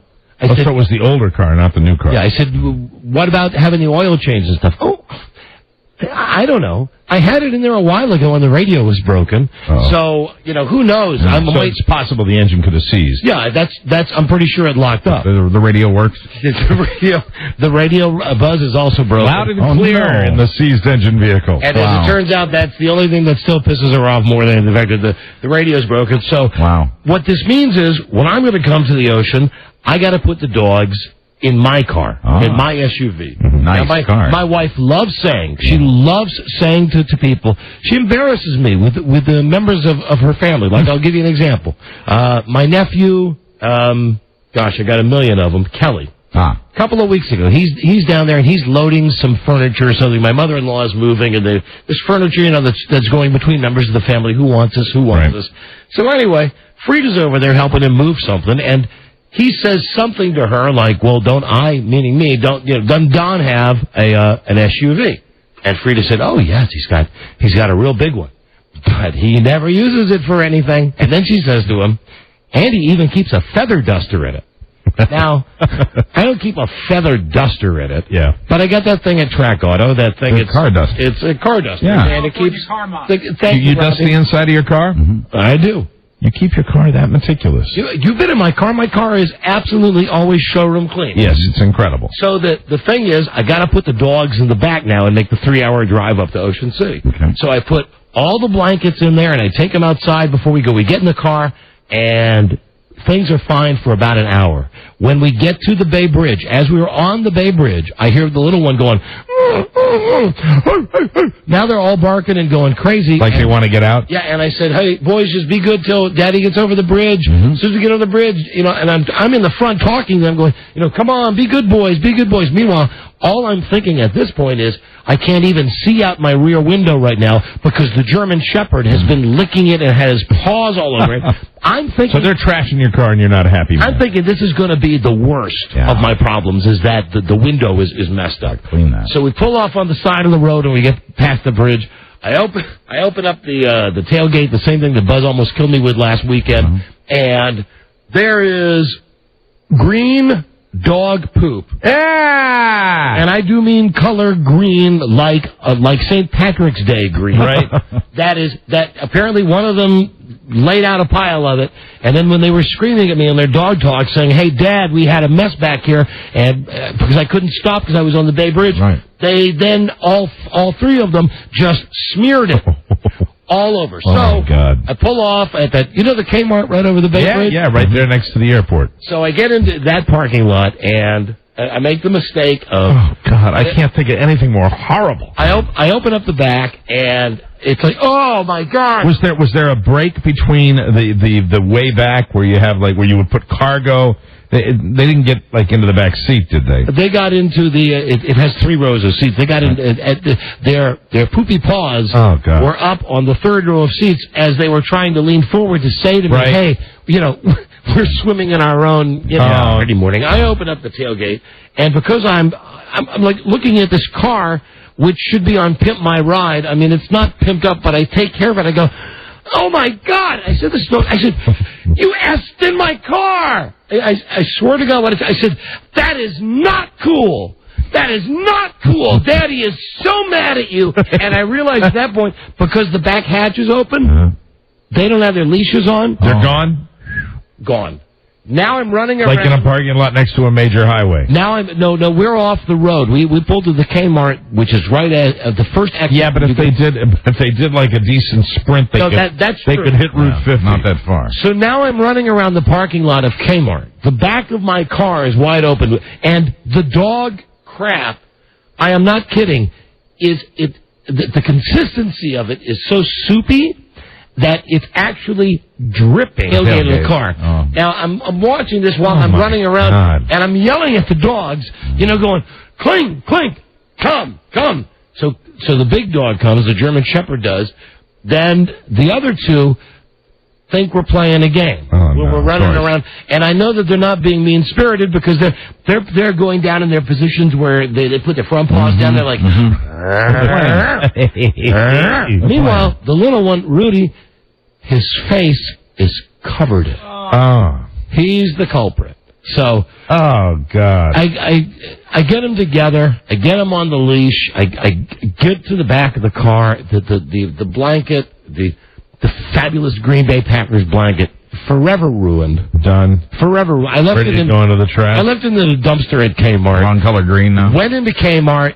I thought I had cleaning supplies in my car, but I have cleaning supplies like Armor All stuff. Sure. I don't have like dog poop stuff. You have touch-ups cleaning supplies. So I go into the store, and in the time that I'm in the store, now keep in mind, these dogs have gone to the bathroom in the car, and they've had a good 10 minutes running around outside and chasing them. I leave them in the car, leave the windows down. I said, Daddy will be back in 5 minutes. I got to go get paper towels and get stuff to clean this S up. I come back, and guess what they've done?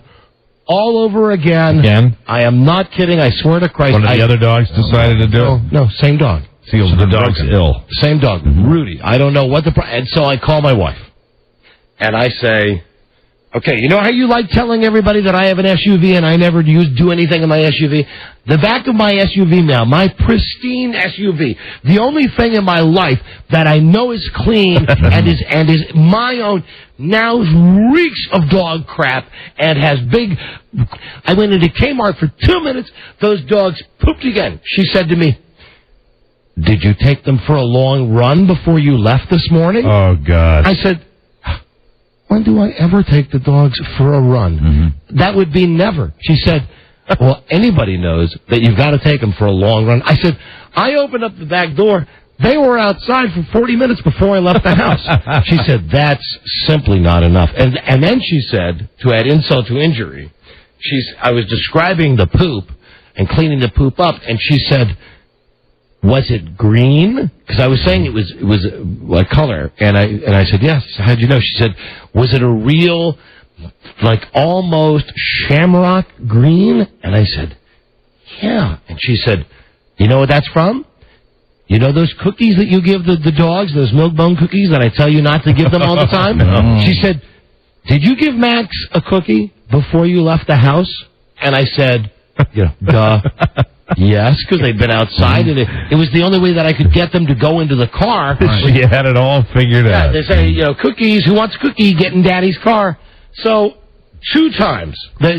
And both times I could say nothing to my wife about how pissed I was that my car was messed up because I didn't ask how she was doing the night before when her car locked up. Did she ask if you were all right? She did not, Buzz, and thank you for asking. Get it cleaned? Early? I did. You bet I did. And as I pulled up to Ocean City, I'm on the speaking of, here's a plug for OnStar. I'm on the OnStar phone with my wife. I'm saying, I'm at 120th. Meaning I'm about 20 blocks away. I want you to be outside with the leashes, ready to take them as soon as I get there. I'm telling you, my extra blanket is covered with dog ass. My car's covered with dog ass. I get there, and of course, she's happy, right? Because she's, la la la. She goes, she opens the thing. She goes, "Where's my boys? Where are my good boys?" I go, "Look at this. Look at the back. Look at the back of my car." Did she specifically say, "Where are my good boys"? Yes. Yeah. And what? Which kind of an insult to you? And right? she said, "Doesn't Daddy know to take you out? Doesn't Daddy know to take you out? You're the culprit." Didn't Daddy stop when he heard? I said, "Listen, yes, Daddy would have stopped when I heard him bark when I was on the freaking 4.5-mile Bay Bridge that's 2 miles up in the air." Yeah, baby. I pulled off at the first possible place. So that's how I got there. And then there was the problem of, well, now that her car is locked up and they're going to have to tow it back, what are we going to do? Right. What the hell are we going to do? Because what I want to avoid at any cost is having to come back from Ocean City in the car with my wife, which is not a problem, but I don't want to be in the car with my wife and with the dogs. Again, right. Yeah. I don't want... Who can blame you? I don't want this. So we call Hertz. We get a one-way rental because her car's so screwed up, the dealership said we'll pay for Was it a cargo van? No. Mike... It wasn't a minivan, was it? I've never seen Frida more uncomfortable, and I've never loved it more than when I saw her slip behind the steering wheel of a 2004 Chevy Impala. There you go. Now, if there's a car that this woman was never born to drive, I'm telling you, from the moment she pulled up in it, she said... And she had the dogs in it? She said, "Look at this car." Yeah, dogs are in it. So here's the thing. We go out to the movies on whenever it was, Saturday, Sunday, we went to Fahrenheit 9/11. I'll tell you about that in greater detail at some other time. The problem with that is I had heard too much about the movie and knew too much what was going to happen before I saw it. So I kind of came out of the movie thinking I agree with everything that Michael Moore was trying to say. I don't think he had to beat us over the head with it quite so much. I mean, he's a partisan, and he doesn't make any secret. A little heavy-handed. The Bush stuff stands alone. And if I had the distinction to see the movie before all of the stuff came out, I probably would have left the theater the first time if I had heard nothing about it. You would have been wowed by it. I would have said, "Jesus Christ." Yeah. But as it turns out, because I was kind of used to it, when we left the movies, this was Saturday night, we walked out and Frida said, "Oh my God, that was something." And she said, "What do you think?" And I said, "God, I hope those dogs didn't S it up." He said, "Don't you have any reading at all on this movie? We talk about..." I said, "What is there to talk about?" I agree with it. I mean, I'm not going to nitpick it to death, but it's a good movie. You could. I mean, of course, anybody could nitpick it to death. Sure. I thought it was a little long, and I think it was the same thing where I probably wouldn't have thought it was long if I hadn't heard all the hype about it. That's the problem when you get hyped for a movie and you hear about a lot of stuff that's included in the movie. You kind of look for it, and if it's not in there, then the movie drags on a little. I know we got a break so we get this Dale Jr. guy on. I just say the last part. What I was waiting for was Sunday, because on Sunday my wife is going to leave. Right. The dogs are going to leave. My son, who's self-sufficient, paid back the $40 incidentally they called in for him. He's working, so he's not even on my radar. Right. My wife gets up on Sunday morning and she says, "I'm going to head back. Do you think you'll be okay?" It's being facetious. You'll be okay by yourself. It's not too apparent that I need just some me time. Yeah, so she everybody says, does. "Okay, I love you. Mwah, you're the greatest. I love you. I'll call you. I'll see you later." She leaves. 2 seconds later, ding dong. It's my mother-in-law. My mother-in-law has come over to paint. Oh, that's nice. And I don't mean like paint a room. She's going to paint pictures? Yes, she's taking art classes with Frida. And my mother-in-law is probably... my mother-in-law probably loves me more than my wife does. I think my mother-in-law is like my mother. She would do anything for me. She stands up for me always. She understands my eccentric behavior. She and I get along on a wavelength that I don't think a lot of regular guys who with their real moms get on. But yesterday, it was like I was waiting for Frida to leave for some goddamn solitude to finally have a day when I have not done something that somehow is screwed up. Right. Because this is Frida's big thing with me. That's another thing you effed up. Although she's working on saying that to me. She does say it a lot. And I thought she left the house yesterday. I really did little. Sure. Now let's see. I'm going to go. And what you really do when the knock comes on the door is you've got an older version of your wife. Yes, that's right. She says, "Hi, I've come over to paint." And I said, fantastic. You know, my house, your house, my casa, your casa. So she, and I have nothing bad to say about my mother-in-law. She didn't annoy me with a bunch of pointless questions. Right. She didn't scream for help all the time. She didn't say, come down and find out what I'm doing here. It was just, she was there. Yeah. She was there. We're not quite alone. And she said, if you want to go out to the beach or something, go out to the beach. My mother-in-law could not have been sweeter. And I didn't know how to tell her this. It'd say, if you had never given birth to your wife, who is to your daughter, who is my wife, you never given birth to her, and she hasn't spent practically the 48 with having you come over. I'd be in a state of euphoria. It turns out for a 5-hour visit, but really today, it's not the best day. But I didn't say any of that. No, you ate it. And say anything. I just, and then Frida called, "Hi, what are you doing?" "Nothing, I'm talking to your mom." "Oh, that's great. Mom came over." Yes, your mom's here painting. She's happy. Meanwhile, I'm like, I'm trying to say to my wife, without thinking about my mother, like, how long is she going to be here? Right. Well, listen, if Mom's happy, Mom's not going to be in your way. And she's right, she wasn't in that way. No. I got nothing to complain about. I had what is she painting? A fantastic weekend. Mike, it's a nude of me. I thought so. It's full frontal. You posed for her, didn't you? When you were the one where you're on the lying sideways on the couch? Actually, I'm sitting on a stool. Oh, really? And I am legs akimbo. Is how to say this? I'm like those guys in that gay magazine we looked at that one time. Yeah, you're actually pointing at the stars. Not totally pointing. Oh, really? I'm more, I'm in that kind of you're taking a 3/4 swing with your pitching wedge? That's right. Very good. That's right. And I spent the greater part of the afternoon on this stool, nude. Munching grapes. Posing for my tiring, but posing for very nice my mother-in-law. So that was that. That's the brief nude swim and back to the posing. The tattoo crisis with my kid is over. Right. I mean, she's fine with that. My wife is fine with that. And anyway, that's all. And I would have said that at 3:00, and I'm glad that you said what you said. So now I said it now, and now we can move on. Now everybody's got everything off their chest. All of our issues are taken. And I'm feeling dizzy. Hold on a second. Oh dear. Dizzy from the potion? Yeah, the potion's making me dizzy. You might want to try some of that potion. Yeah, I don't think I'll ever try that potion. I want to tell you something. Yeah. That's some nasty tasting potion. Yeah. Just came out of me. There you go. Well, you want to sip? That stuff? No. Sure. Not to mention that stuff, that fast stuff. Hello, number one. Just what it looks like. Yeah. Looks just like number one. Yeah, it's making me feel a little woozy. Yeah. Of course, that might be the tight shirt. Oxygen deprivation. I keep telling you, if you want to undo a button, undo a button. I don't. I'm not going to. I'm a professional. So, Mike, you saw the tape of Dale Jr. yesterday?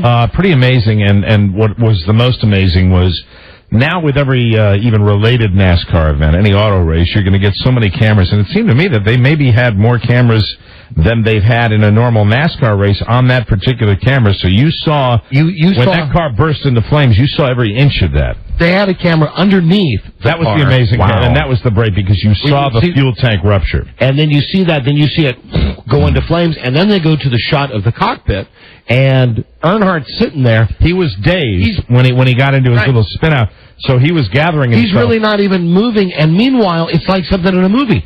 His car is on fire. The entire thing is on fire. It burst. You hear burst into flames. That's the way it looks. I mean, bingo. It's a shame they didn't have any cameras on Frida's car. It's on yours. I was going to say something awful. Don't say it. No, don't say anything regarding fire. No. It's a shame. That'd be very cruel. It's a shame. Well, Dale was okay. I'm sure Frida would be okay as well. He had minor burns. Minor burns just on his legs. Yeah. And his chin. And if Frida had major burns, then she'd be able to have an affair with Hot Lips Hula. Major burns. So anyway, what's the deal with Dale Jr.? You know, we're kind of closet NASCAR fans. And it wasn't even NASCAR he was driving yesterday. It was Le Mans. He was driving a Corvette. Very scary for all of his fans. It was, what was it, a time trial thing? Yeah, I think so. I thought it was the real race. I don't know. The guy on his team, I had the guy's name here. I mean, it was Sunday, so you would figure it was the real race. The guy who was supposed to share, and maybe he was supposed to take over. You know what? I think it was a practice. It was a practice? Yeah, for the American Le Mans at Sonoma, California. The guy that was on his team to share the driving duties with Dale Jr. is a guy named Boris Said. And I don't know this guy from Adam, but he can tell us what kind of race it was. He was supposed to be finishing the race with Dale Jr. We'll see if he does. Right. And then we'll ask him about that car, cracking up into flames. Yeah, and how do you survive something like that? What do you got here? Music for Boris. Music for Boris. Okay. Yeah, cue's fast, doesn't it? There you go, and... right. From the brain of Rob Stewart. Boris. Well, where's our Boris and Natasha tapes? Those have not been computerized, have they? Boris, the birds, Boris. Oh, we got a new secret sound I haven't laid on you today. Oh, yeah, Rob's very excited about it. Sure. Oh, yeah, the brand new Big Money secret sound. Come on, Big Bucks. Where we add $1 every day. Okay, here we go. Let's go to break with this. Hi, this is Rocky the Flying Squirrel. Hokey Smoke. I never listen to Don Geronimo and Mike O'Mara. Right. What do you say, Bullwinkle? I don't know. How about Natasha? Hello, darling. This is Natasha from Bullwinkle Show. I never listen to Don Geronimo and Mike O'Mara. Oh, for the birds, Bodie. Think about this. When we come back from the break, right, we'll make our debut for the second half of our show in Houston. All right. We'll be right back. This is the Don and Mike Show. Nancy, I'm helping Hank winch a trailer. I'll see you for dinner. Sorry, Shug. I get to anchor eyewitness weather tonight. There's high winds blowing, might be a tornado. This could be the disaster I've been waiting for. So keep your fingers crossed. Well, what about my supper? I left a carton of cigarettes on the table. I think I'll keep her. The Don and Mike Show. Possibly crooked. The Don and Mike Show. Right. Let's see who's on today. Buffalo. Hey, Buffalo. 92.9 WBUF. Green Bay, 1440 WNFL. Portland, Oregon. It's two different stations, 910, 1390. Fresno starts today, 105.9 KRNC.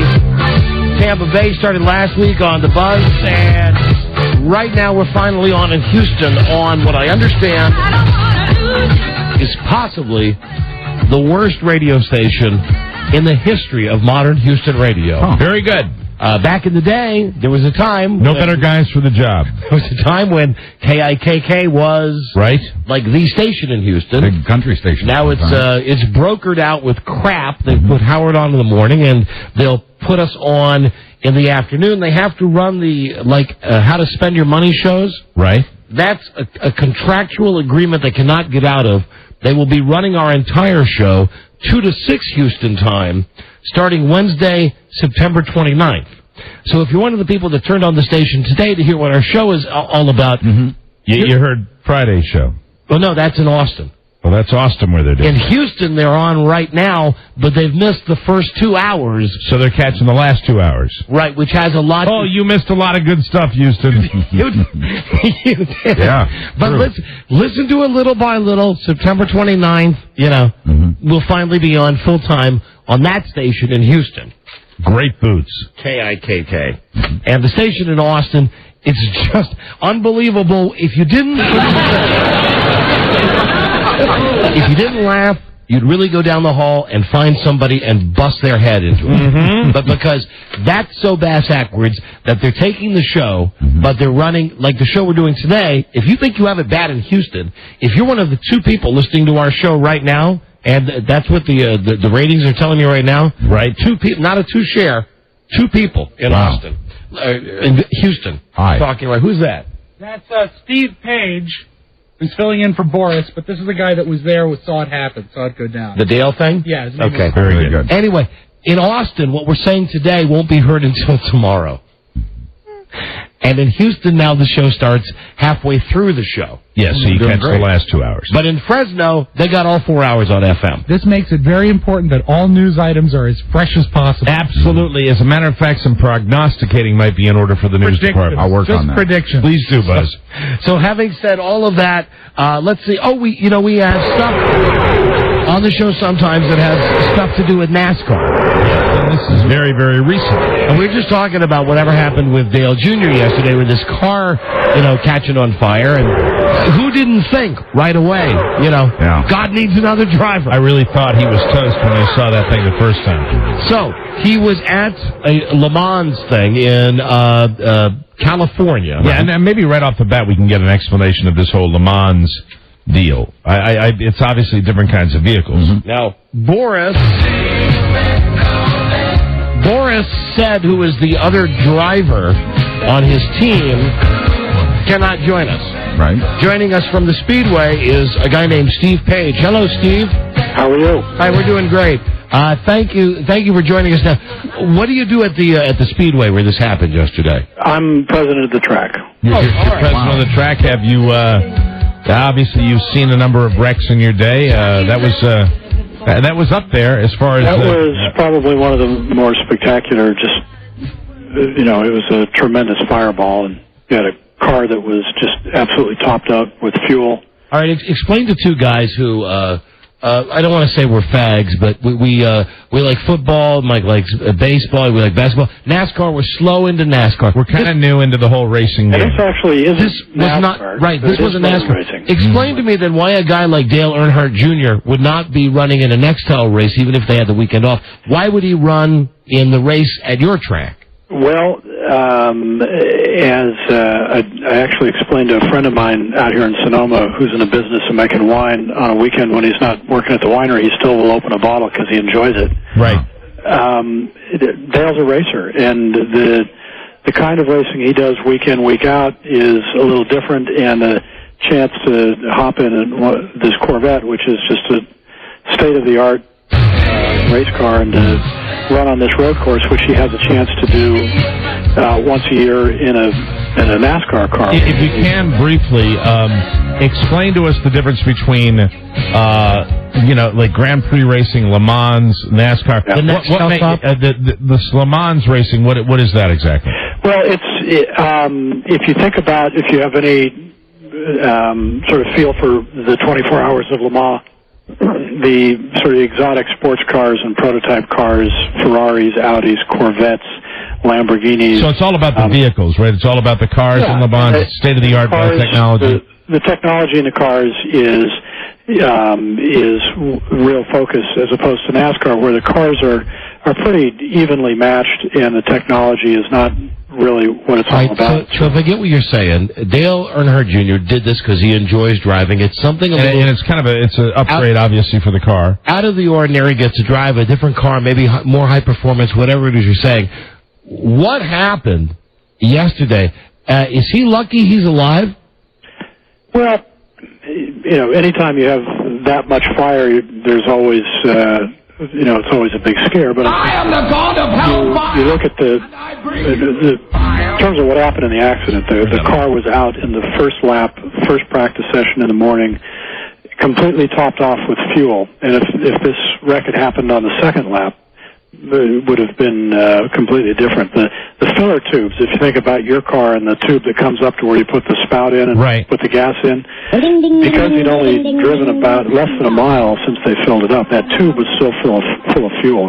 So it was that topped off that the actual tube leading up to the gas tank. I mean, the tube leading up to the tires were cold. He got loose coming out of a corner and backed into a wall. And if you look at the video, you can see spray of liquid. That's the fuel that atomized. We saw that. Now, from your standpoint, as the guy that runs the track, and you know the history with his dad, and thank God everything's okay now.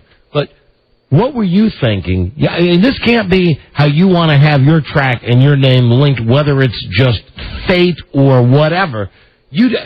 Tell me what you thought when you see this happening. You go, oh my God, that's not just anybody. That's Dale Jr. Well, you go through obviously a range of emotions. I was up in the office. It was early. It was the first practice session, and saw the big fireball and grabbed my binoculars, and I could see from the color of the car that it was. We had 3 Corvettes racing, and that it was one of them. And hurried down to our medical center and realized who it was. Your heart jumps in your throat. You never. Now, what do you think? What's going on? One of the things I noticed when he got out of the car, and the fact that he only had minor burns, my question to you would be, with these technologically advanced race cars, are the safety elements in these cars also advanced? Do you include that in some of these vehicles? Because he walked away with it. I mean, when you see that video, it to me is a miracle, no matter what kind of suit you're wearing, that he walked away from this vehicle. In any professional racing, the safety standards these days and the tech, that's really where, whether it's NASCAR or sports car racing, it's technology really is so far advanced these days. Would you ever let a jerk like Tony Stewart do what you guys do? Actually, Tony was interested in racing in this weekend, and it didn't work out. I say that as a fan of Tony Stewart. I enjoy his aggressive nature and the fact that he's not afraid to push anybody out of the way. I can only imagine, though, that it would be sweet to see someone push him out of the way and have the number 20 car go up and God willing that he'd be okay, man. You're talking like almost a true NASCAR fan. You truly almost. The cars that you have, as far as cost, are they much more expensive race cars? I don't. I'm on the racetrack side, and I couldn't quote you numbers in terms of what it costs to build the C5. What do they top out at? What are the top speeds? I mean, the car itself is a couple $100,000. Wow. That Junior was driving yesterday, and I'm in that range, I'm sure. And so who has to pay for the car? Well, the car it's like insurance. Does he have General Motors owns the team, and I'm sure he doesn't call the good hands people. Is he getting an estimate on the damage? I think Mr. Goodwrench will take a pretty good look at it. Liability. I'm just going to give you my opinion. I think it's totaled. Are you amazed? He only had a $50 deductible this morning. That car will not be racing again. No, I don't think so. And only a $50 deductible. Pretty amazing, wasn't it? Are you seriously? Last thing I ask: are you amazed that he's going to race this weekend in the Nextel Cup? Well, the injuries really are not that severe from what we're told. Although, anytime someone comes out of a scary wreck like that, you always have to, deal with both whatever the physical pain is and just the emotions of getting back in the race car. But these are pretty tough guys, and this is what they do for a living, so it doesn't surprise me that he's playing. He's a tough guy. Even his comment after the fact. I mean, he's one of the. I guess they all have a level of toughness, but I think Dale Jr. comes by it honestly. I really do. Well, if you think about what they do for a living, that's got to be part of their personality. Yeah, you have to.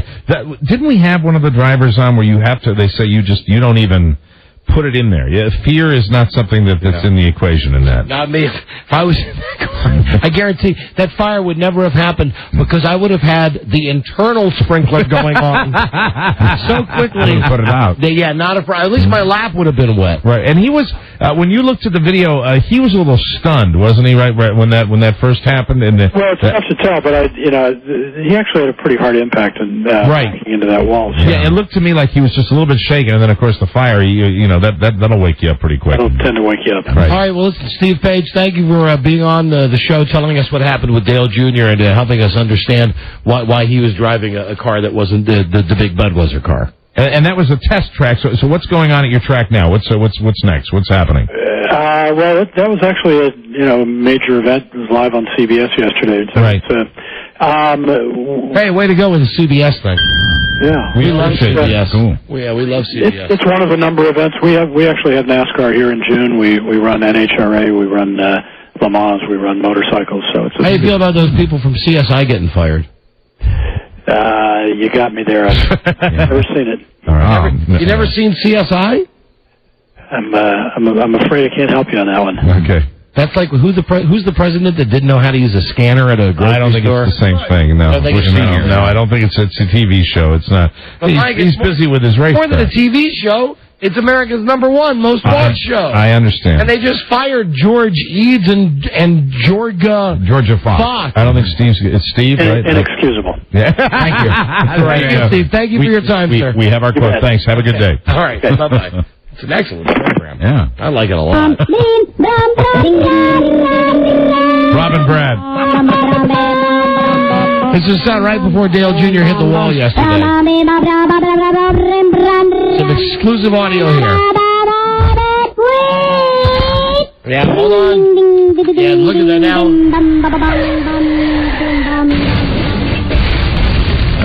Oh, dear. Oh, my God, the humanity. Oh, no. Well, we have news already. He's going to race next week. But Mike, he's okay, and here he comes, Dale Jr. He's okay. That means he's okay, everybody. He's okay. You all calm down now, you hear? You know, they did. Boy, you know that they had to go through lots of goodies headache powder yesterday. Well, you know, but like they were coming through with the bulletins. Dale Earnhardt crashes, details tonight. Well, you know what a lot of people are saying, too, you know. He wouldn't have gotten in that awful shape if he ain't been running in one of them sissy cars. Mm-hmm. You get him back in a Chevy, he'd be doing just fine. Was he in a Corvette? A Corvette ain't a Chevy, it's a sissy car. It's a Chevrolet. Don't matter none to me. Chevrolet. You get him out of that newfangled fancy sports car and you get him into a Lumina. He'd do just fine. Can't build no car out of no fiberglass. What do you think about that? They use that name, layman's. Layman's, why? It's French. That's why he got all screwed up. You know what that means? That means fag in French. Yeah. Hey, right. I'd like to lay a man. Layman's. No wonder he got himself in a world of hurt. Mm-hmm. That remind me of that car that used to be built by Renault. Yeah. Remember? Lay Car by Renault. Lay Car. I got you, Lay Car. Right. Why, he got himself in all sorts of bad stuff, that Dale Jr. All right, there's a guy about Dale Jr. Wow. Buzz, you've not seen that video. Watch Sports Center tonight when you get home. And I must say one last thing. Yeah. I thank the Lord for not taking him. Yeah. Well, God didn't need another driver. Amen to that. Clear the lines right now at 877-365-3636. And we'll take some live on-screen phone calls. All right. On the rotating random phone scan from anywhere in America, including Fresno and Houston. 877-365-3636 from Canada. 800-636-1067. Washington, D.C. 202-432-1067. I'm so happy. Why? Because God didn't take he. He didn't take him away. Didn't take he. He didn't. I can't do it when we're doing the country thing. Didn't. You didn't. Just like I'm turning Japanese. We'll be right back. Where's Jerry Todd today? Hey, Jerry Todd. We went through the whole show without Jerry Todd for goodness sake. We haven't had Jerry Todd at all today. You can tell. At least put in the turning Japanese. Number 2 is cut. Japanese. Cut number 2. That's what it is, Don. Hey, video. Japanese. Hey, I like that. Some beautiful video from Tom Monroe from his latest disc entitled Tom Monroe on a New Wavelength. And that's a pretty thing called turning Japanese. Japanese. Japanese. Right. Jerry Todd. Okay, phone scan. Call next. This is the Don and Mike Show.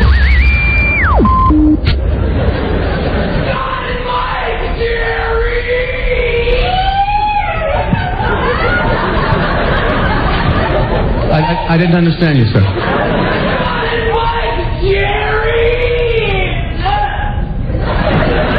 No, I was right the first time. I don't understand you. Well, thank you, sir, whatever that was.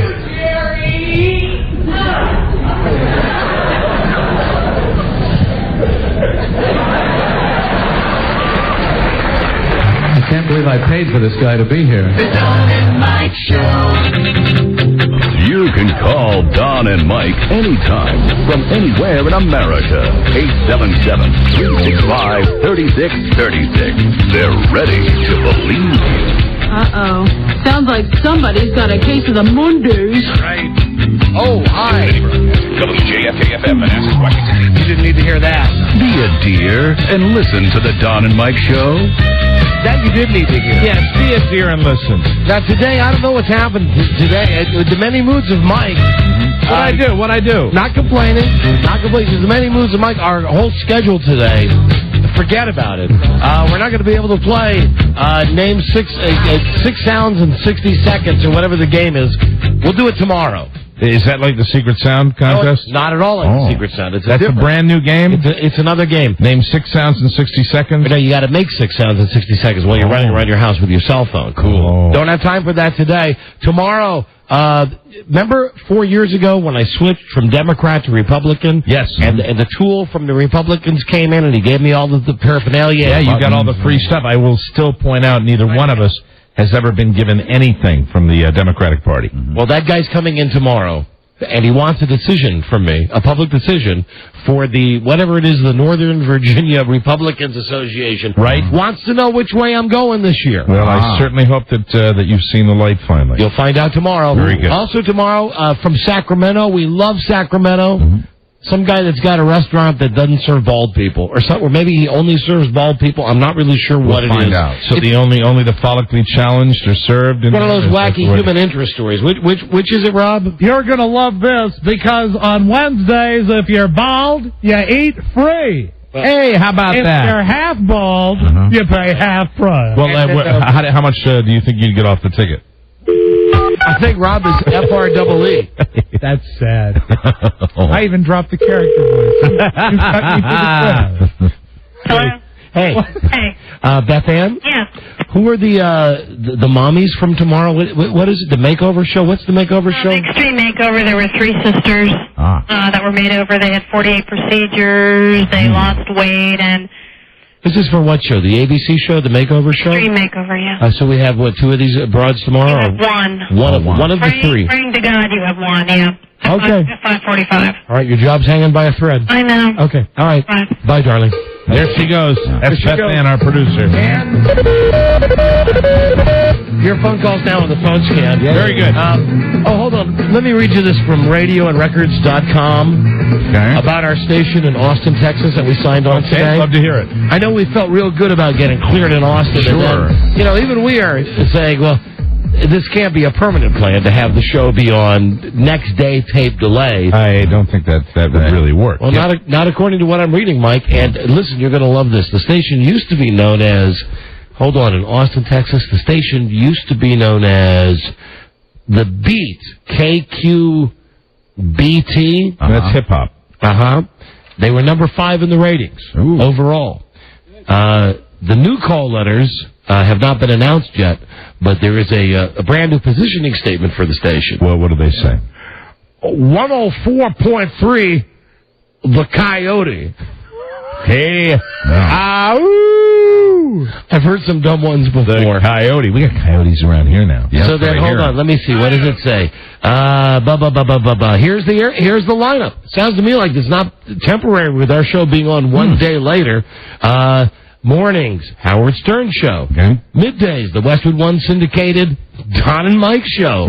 Afternoons, Live 105 Dallas guy, Russ Martin. That's the reason we're not on Live in Dallas, because of that guy that was on late at night. Fantastic. And then, sorry, Tom Likas. So, whatever. We're happy to get glad to be there. They've got to, I said Austin, didn't I? Smashing baby. Right, Austin, Texas. They got to figure out a way to get the show in Austin so that it's not yesterday's show when they're hearing it.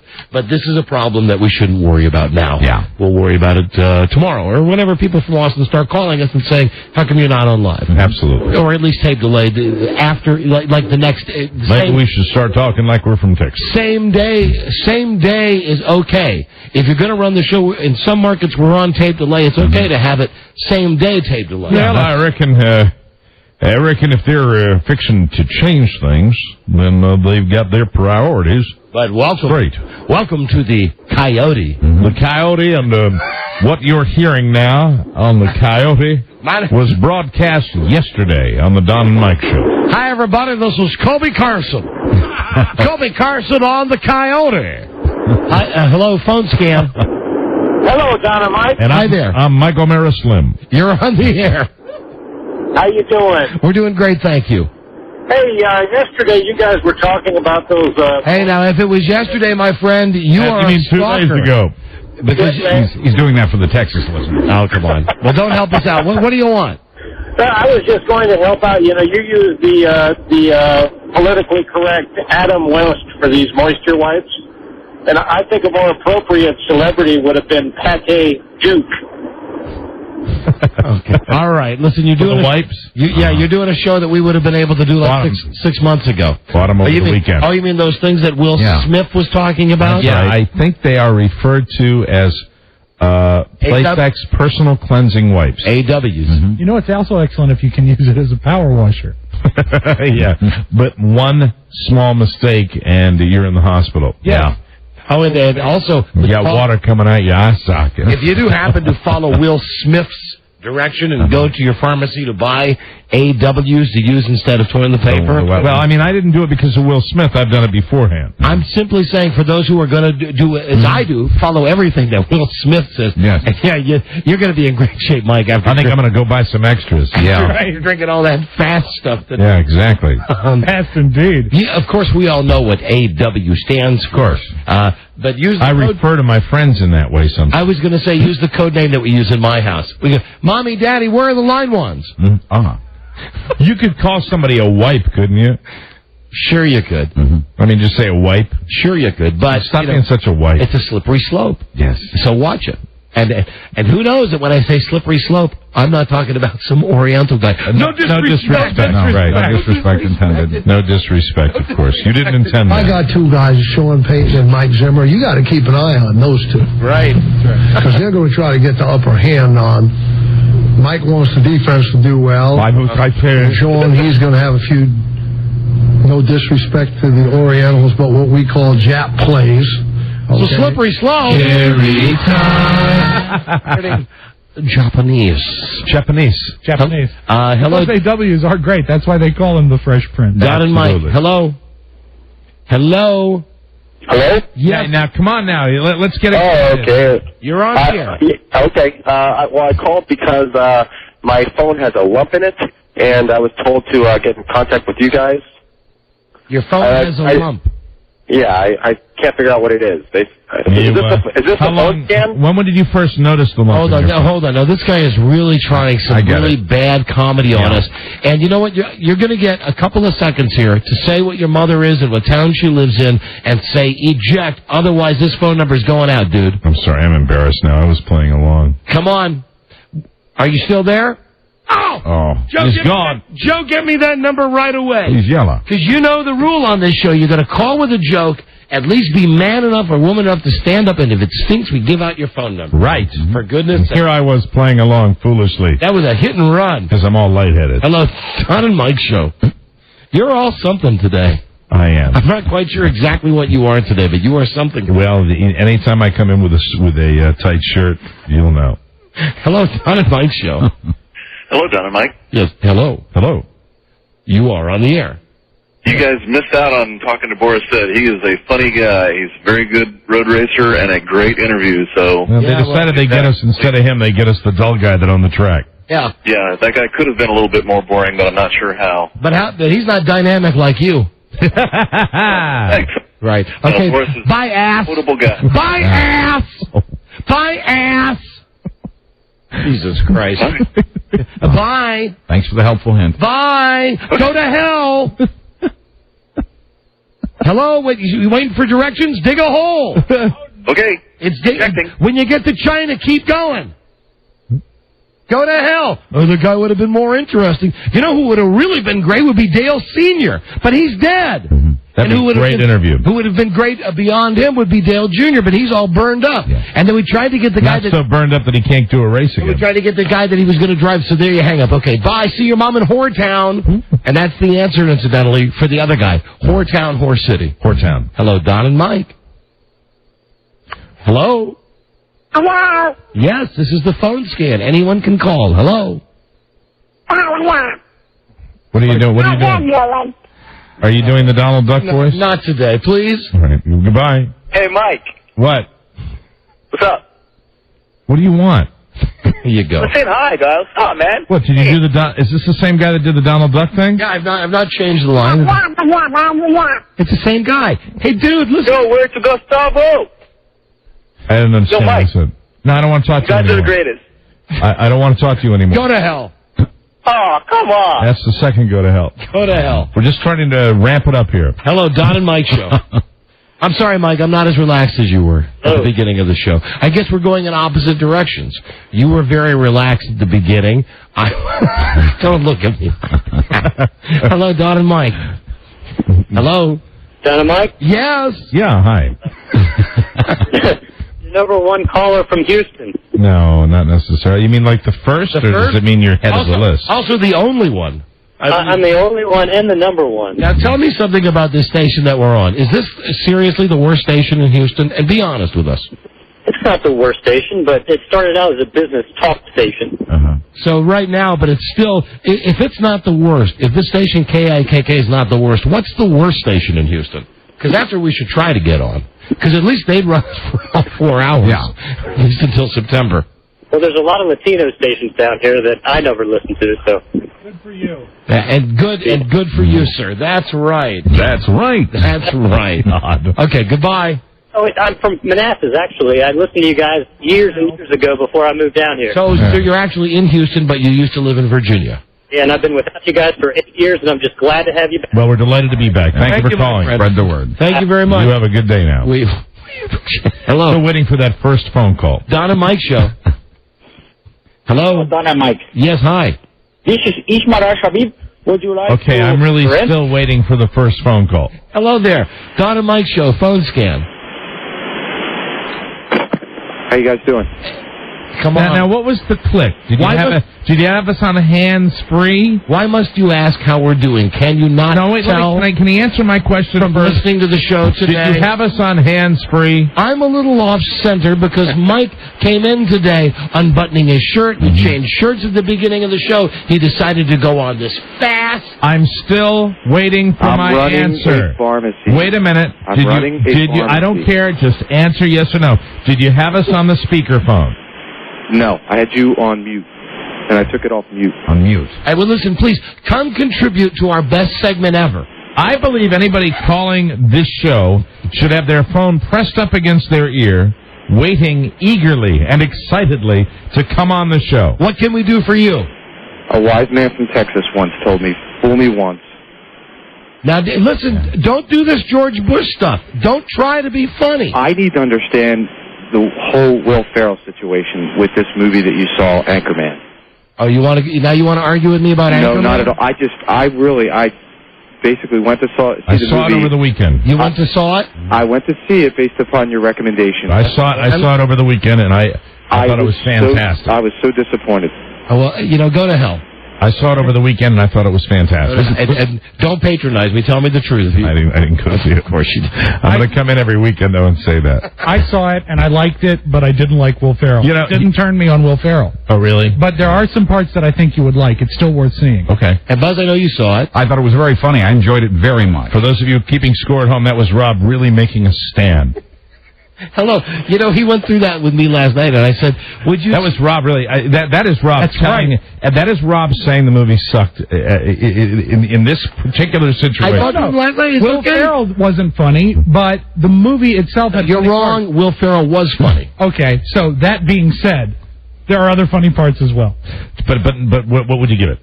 Like, on what scale? Like a star system? Give it a grade system. I would give it a C+ overall. You call yourself my friend. I do. Get out of here. We can agree on the microphone off. You know why I'm your friend? Let me tell you why I'm your friend. Why is that? I'm not going to see this movie. I'm not going to waste my time because I don't want. You've gotten more crap about this movie. If I go see this movie and I hate our goddamn audience 3 weeks ago was, hey, I went to see a movie which was funny. Now why are you pointing at me? You're making me laugh. Why are you pointing at me? Because you're making me laugh. I was gonna make a statement and you didn't let me finish. I was just going to say... I'm sorry, Mike. I've only spent the last 3 hours today letting you finish. Go ahead. Oh. And I know... Take a walk in my world. I know, pal. And I'm ready for it. Anytime you want to switch... Let me tell you... Now, it's always about that. No. I mean, always about that. Anytime you want to open up your life like you did today... I'm all for it. Yeah, don't open up my life. Can I finish what I was saying about that? No, I don't. Now I don't care. I'm going to go see it. Now I'm going to go see it. I'm going to hate it. I hate it before I even see it. We get in a big fight about it. No, I was saying I'm your friend because I think you've taken plenty of crap about this movie, and I'm not going to go see it. And if I hate it, come in here and do that. I'm not, because that's overkill. But it's too much, and I don't want to. And frankly, to Will Ferrell, I mean, if I've got free time, I'm not spending 2.5 hours with Will Ferrell. But I think you'd like it. Yeah, you don't think I'd like it it's not like when I came out of Something About Mary and I stopped you on the street and we got people beeping at us in but back how of us often does a movie like that? That doesn't happen very often. I'll stand by this. Anchorman's a funny movie. And you know what? What? You're not my best friend anymore.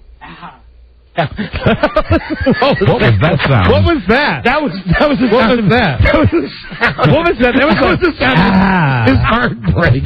What was that sound? That was right. It was the sound of a broken heart. What was the sound you made? Wow. You're not my best friend anymore. I heard the broken heart. Like it matters. All the boy wants to do is please you. I know. And Raleigh, when we talked last night, I was drunk, so you know I was honest. You were. I said, if you didn't like the movie, this is why I got worked up with him today. Right. Because I said to him last night on the phone, it's not a personal affront to me. If you didn't like it, just tell me you didn't like it. And he kept saying, you're asking him to do something that he cannot do. I said, there are parts of the movie. He said, well, there are parts that I liked. And I knew you understand what his prime directive is in his mind. Please. I understand, but I aim to please. And you, more than anyone. He aims to please me most of the time. I know. But not all the time. He's a good boy. And you're allowed to have your own opinions. But just don't say them on the show. The weatherman is hilarious. That I will tell you. That is my favorite part. And I think you would like the weatherman. Yeah, well, not a chance I'll see it. Hello there. Don and Mike show. And when I said that thing to you about switching places, I didn't mean anything like run the board and think of. I just meant today you caught me off guard, and still I'm off guard with you. To be honest, would you like to know a secret?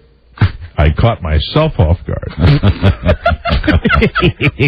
I swear to God, if you think for 1 second, I want to tell you something. If I didn't know you better, and I do know you good because you are my best buddy, right? I don't think you're. You would think that I feel a little woozy today. I would say that you're on something. I went outside to Buzz and I said, I know Mike's not into the ging. No.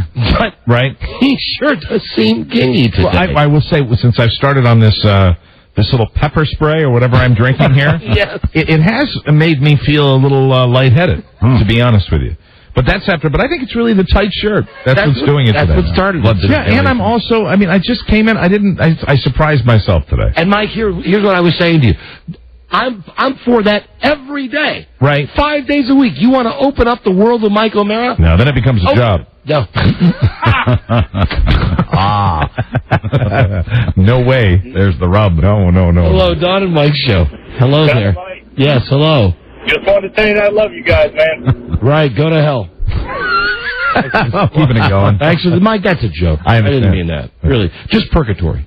Hello, Don and Mike. It's halfway between heaven and hell. Yeah. Hello, Don and Mike. 1,000. Don and Mike radio show. Don and Mike. The show you're listening to and you've called and now 3 times we've identified. Hello. Mike, you there?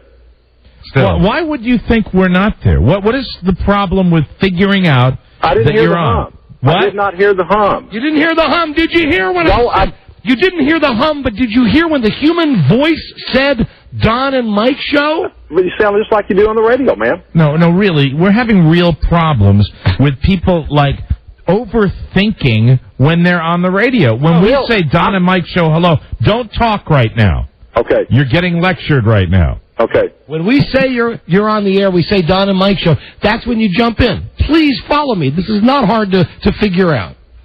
But I've been jumping in every time. I didn't know if I was on the air or not. All right, go ahead. The forum is yours. What would you like to say? All I wanted to... Right. He's hearing that. I had to hang up on his ass. I'm sorry about that. Hello there, Don and Mike show. Hey, wipes. Pardon, bad cell phone? I'm sure you're trying to say something. What did he say? Hey, wipes? Hey, wipes. I said, hey, wipes. Hey, wipes. All right. Okay. I'm just wondering what happened to Homo Joe and Dennis Murphy. Never hear them anymore. Well, they had bad cell phones, and we had to have them shot. I don't know, my friend. They live their own lives. Well, I love you. I hate you. Hey, but listen to the way he said it. I really think he meant it. I did. I meant it sincerely. So did I. I'm feeling lightheaded thinking about Mike in this tight shirt as well. Well, I love you right back. I'll stop it. I'm driving. I can't handle this now. Okay, goodbye. Right, I say goodbye. The worst thing that he said there was when he said, "Oh, stop it." That creeped me out. Tom and Mike show. Hello, phones again. Hey, Don and Mike, how you doing? Hey. Spent the weekend with my in-laws. Wait, hold on a second there. Again, I hate to be hypercritical. It's been one of those phone scams. Yeah. Hey, Don and Mike, how you doing? And then, like, what was that? The ramp up in your own brain to start your spiel? I'm sorry. Hey, don't apologize. You know, a great movie I watched over the weekend is Swimming with Sharks. Don't apologize. It's a sign of weakness. But I had almost an experience with sharks. I spent the entire weekend on a pontoon boat with my in-laws and their extended family. Where did the sharks come in? Well, I was on a wave runner with my father-in-law trying to shake him off the back. He's a little on the heavy side. And I was praying for a couple sharks into the Indian River. Were there any sharks really involved in No, it? he's just another one of our callers trying to, I believe, do his comedy material. Trying to, I'm not a comedian. I don't have any comedy. You know that. Yeah, yes, that's true. I was just trying to relate my story with my in-laws this weekend on a pontoon boat. Okay, let me think about that. And we don't care.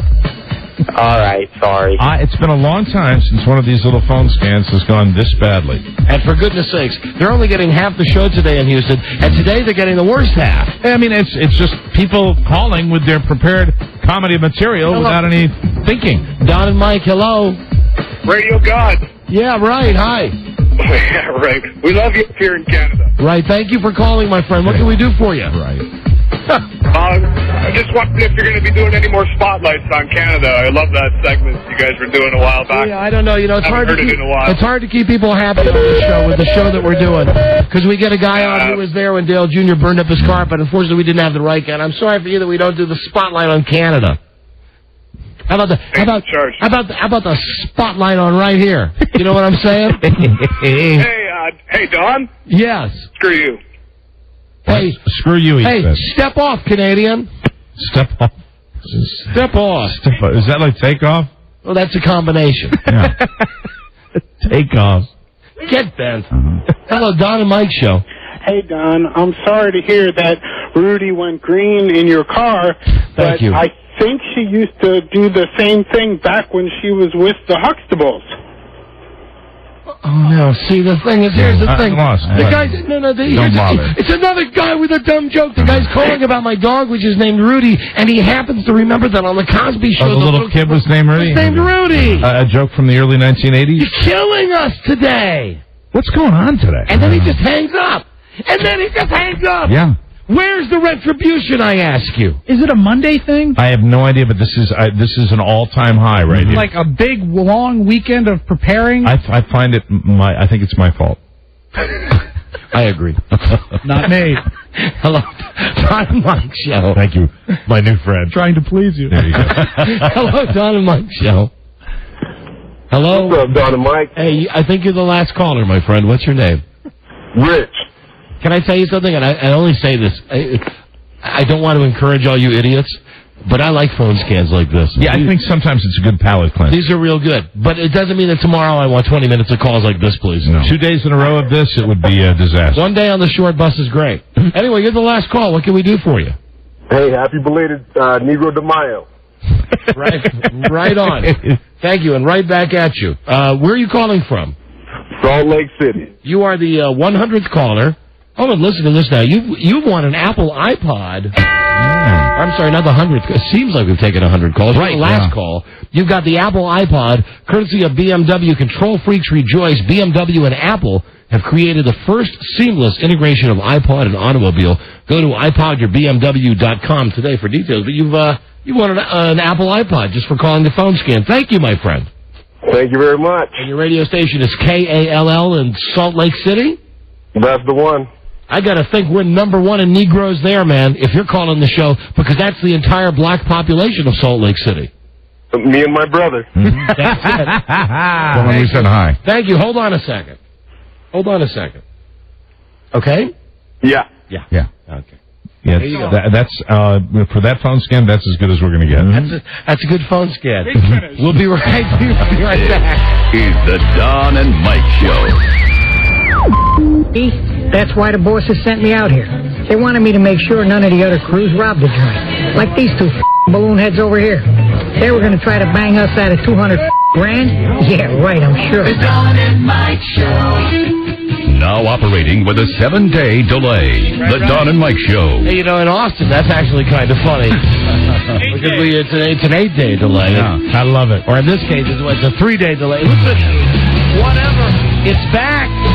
The Big Money Secret Sound. Now, we're only going to play this once a day. Very exciting. $100 we'll add every day until we get a winner. Right now, call recklessly, you animals. Be the 100th caller at 877-365-3636. Guess this common everyday sound. How is it today? And win the jackpot that starts today at $100. Distinctive. I think you'll like it, Mike. It is a common everyday sound. Give you no clue other than this. Here's your free bonus listen of the brand new secret sound. I like it. There it is. Not as impossible as the one with the VCR heads being pulled out and all that other stuff. I love it. Listen to it again now. Here it is. That's the sound. Identify it, win $100. And we add $100 every day. You got it? Mike, you got it already? Yeah, I have it. Oh, that's great. I have it so much that I'm not even going to let you guys know. Is that how much you got it? Yeah. Write it down then. No. No, okay. You're not going to write it down? No, but I have it. I'll give it to Buzz. I'll show it to Buzz. All right. Okay, please do. While you're doing that, let me tell you that we have, you wouldn't know it from the phone calls we took a moment ago, but we do have the greatest listeners in the world, and we have so many CDs from aspiring DJs, comedians, music stars of tomorrow today, that every once in a while we just pull out some of them and say, what the hell, let's play them for you. Yeah. And Mike, what are you still? Oh, you're still writing down? I refined it a little bit. Okay. What do you think? What does it say, Buzz? What did he write? Oh, okay. All right. Very good. All right. Well, what did he write? Well, I can't tell you. Yeah, I mean, if he wanted you to know, he would tell you. He thinks, don't you think when you heard it? I think there's a strong chance. Yeah. Hey, guys, child reverse psychology, don't work on me. I don't care if you think you know it. You don't know what it is. You don't know what it is. What did you write down? Just act like you know, because it would piss me off? No, he really wrote down something. Right. A legitimate guess. I did. Can he say it on the air? He could if he wanted to. I think if I said it on the air, it would blow the first round. Yeah. Are you serious? Yeah. Ruin the contest. No, you're not. No, you're not. Now, stop jerking me around today. I'll show you what I wrote down. What did you write down? Right. That's it. He wrote down, hi, bud.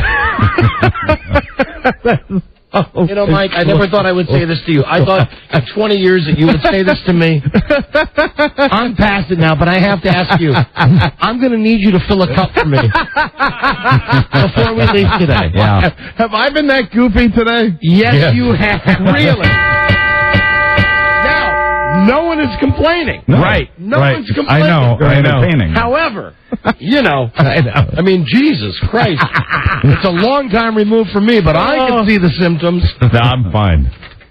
I really, you know what it is? Really, I really think it is. What is it? Not only being with my kids, but being with my kids. Normally, when I have my kids, I pick them up on Saturday morning, and I keep them through Tuesday morning. And during the school year, I drop them off every morning at 8 o'clock in the morning, and I have my little 5 hours of time before the show. And now what it is I've got them literally right up until showtime when I'm the entertainer and doing everything for them. And I think it makes me a little crispy by the time I get into the studio, and I think that's exactly what the reason is for that. I swear to God, that's what I think it is. And the good news is I have him again tomorrow morning, too. Yay. Okay. So, so Hector the Clown will be coming in again tomorrow, too. Well, see, I've tried to move on to something. Right. And like now, even now, look what you're doing. Well, now, wait a minute. Now you're getting oversensitive here. Now, just move forward. I am doing fine. And now what I'm doing technically, although I'm drinking another beverage, I'm doing what I do every single day here. That was my little time. You were moving on to something, and I was just going to take a sip of my beverage. You held up your little thing, your little plastic cup, and you swirled it around a little bit. That's what I'm supposed to do because it's got the cayenne pepper in it. That's what I'm doing. I'm doing the work. I understand that. All right. I understand that. All right, I'm fine. Really? Mm-hmm. I am. Actually, everything is wonderful. What was it? Was it Rupert? Was that the guy's name in the Steve Martin movie? Yes. Yeah. See, now you're killing me. Now I'm just. Do you know that has got to be? If I counted them all up, maybe that's not that it's not hilarious, funny, and crack me up. Yes. But that's maybe 1, 2, 3, 4, 5, 6, 7, 8, 9, 10, 11, 12, 13, 1 million times today that you've done something non-verbal that makes me laugh. Yes, I know. But how do I possibly pass that along? I know. To the great unwashed. And I'm only doing it, because I'm just enjoying my life. Because you're drunk. No, I'm not drunk. I am not in any way. No. I know. There are no substances in my body outside of lemon juice, cayenne pepper, and maple syrup. I got you. Well, I'm with you. Whatever it is you're going through, I'm here for you. When you crash, call me. Like when it starts to not be fun anymore? Yeah, give me a call because I've been through all different stages. Why don't we do another phone scan? Of whatever it is. Listener CDs. Yes. We get CDs from listeners. I think I mentioned that. Here's one from a bunch of guys called The Witch Doctors. Oh, good. This is unsolicited. Right. And we've got about 50 of these CDs that we've never listened to. Can't wait to hear some. This one was sent way back in May. Dear Don and Mike, I've caught your show a half dozen times. Hilarious. Actually got through on the phone yesterday and told the guy that I've got a Bush tune for you. Here it is. Hope you enjoy it and play it. Imagine an ignorant, drunken, chest-thumping chimp with Reagan wannabe tendencies taking over the White House with dire consequences for everybody. And then he goes on and on. I want you guys to be in studio chimps for my video. There will be drinking involved to create not only the proper musical atmosphere, but also the instruments themselves. Anyway, this is from a band called The Witch Doctors. Okay. And here's the song, the untitled song. I'm guessing it's about President Bush. We get these all the time. All right, I'll let it roll. I'll give it a second. I like the intro, a nice little instrumental intro. If we're doing like a Radar record, it's got a good beat. Yeah. Hey, Houston, KIKK. How long until this station signs off? As soon as the sun goes down.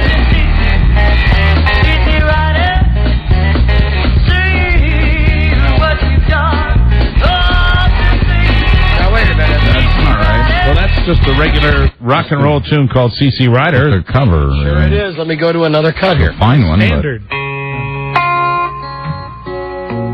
It's mellow. Is this his George Bush song? Hold on. Maybe there's a second page of this letter. They appear to be stuck together. That's not good. No, it's not. No, that's nasty. Is this just more dumb song? That doesn't sound like a George Well, Bush. what's the deal here? Parody song. Hold on a second. The Witch Doctors. Oh, maybe this is it. Separate CD? Maybe it was on a separate CD. Yeah, maybe I see. Their real songs were sent on that CD. Oh, okay. All right. So this is their crazy George Bush song. You want this for your car? Here, let me put it in a special place, Rob. There you go. File it. I just did. Hail to the chip! Wow. Here we go. Bonzo's in the White House. I'm headed for the hills. With his finger All right, on I'm the out. button. Into it for thrills. Me too. Been running off the road to drive. Yeah, do it. There you go. right. That's good. You want to file that one, too? File that one. Keep it with the other one. Oh, Here, Rob, careful. Rob, the strength of 8 men. Bingo. Actually, all right, so then thank you, Witch Doctor. Well, their regular stuff got more play than the little chimp song. There it is now. What is this one? It says, That'll be good. Don. Okay, I'll open the next one. It says, Dear Don and Mike, greetings, sirs. How about a fresco? I am a 30-year-old man who up until Cumulus Broadcasting... this is from a DJ. Bought out my radio station last week. I'm a morning show host. Used to do 7 to midnight. I first heard you guys when you were programmed in Lake Charles, Louisiana.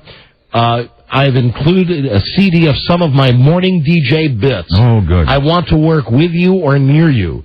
Enjoy my air check CD after all you guys are in it.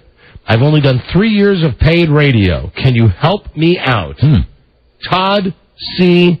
Elliott. Here we go. Now, you may or may not know, Tony Randall passed away earlier this week, and I think that we may have lost one of television's great entertainers. Now, Tony Randall, of course, was popular for doing the TV's Odd Couple, and he would often appear on David Letterman sometimes, doing just very odd little... Where's the part that's funny? Appearances on David Letterman. Now, we've come up with a theory here at All Hit KQ98 that if you look at the movie version of the Odd Couple... At KQ98, this is Carson Kobe. We've come up with a theory. And listen, for all the DJs out there, remember the program directors ain't going to listen to this crap. No. Go to whatever's good. With Walter Matthau and Jack Lemmon, what we've noticed was when Walter Matthau passed away, it was exactly a month later. It might have been shorter, a short period of time later. Oh, brother. Jack Lemmon passed away. Yes? That's right. Where's the payoff? And, ladies and gentlemen, I have come to the conclusion that there could very well be an Odd Couple conspiracy.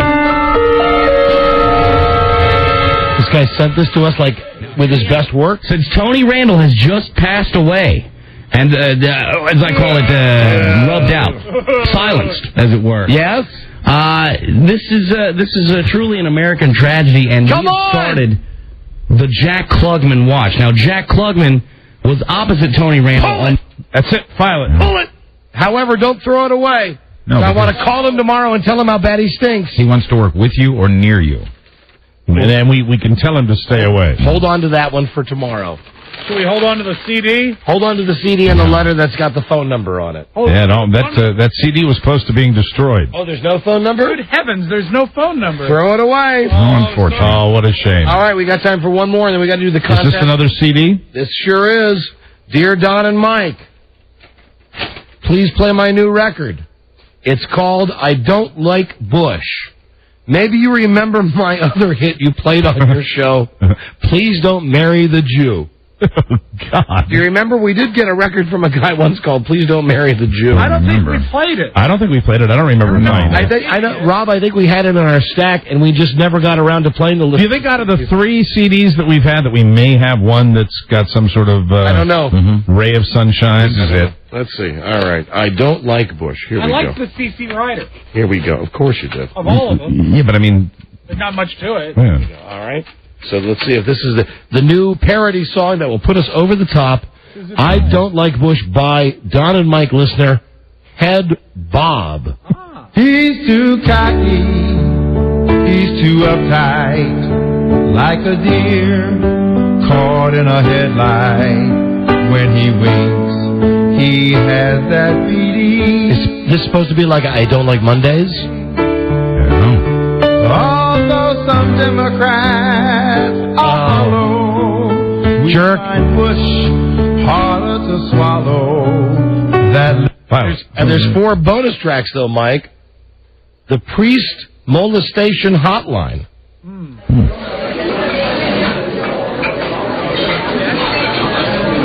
Welcome to Fred's Motel and Starway Lounge. And now, the star of our show, Elvis, a tribute to the king. Oh, hold on a second. That was his Elvis tribute. Oh, I see. I'm sorry, play door. Here's his other hit, Please Don't Marry the Jew. See if you remember it now from when we played it before. My daughter Maggie told me that she found the perfect man, and she wants to ring the wedding bell as quickly as she can. She said he is responsible. You know, we get a lot of CDs from our listeners. What's his name? Where's he from? Don't tell me he's a Jew. What am I going to tell him at the night Columbus Hall? Here's what makes me laugh. It's done to an Irish, Jesus died for all of your sins, and this is what you do.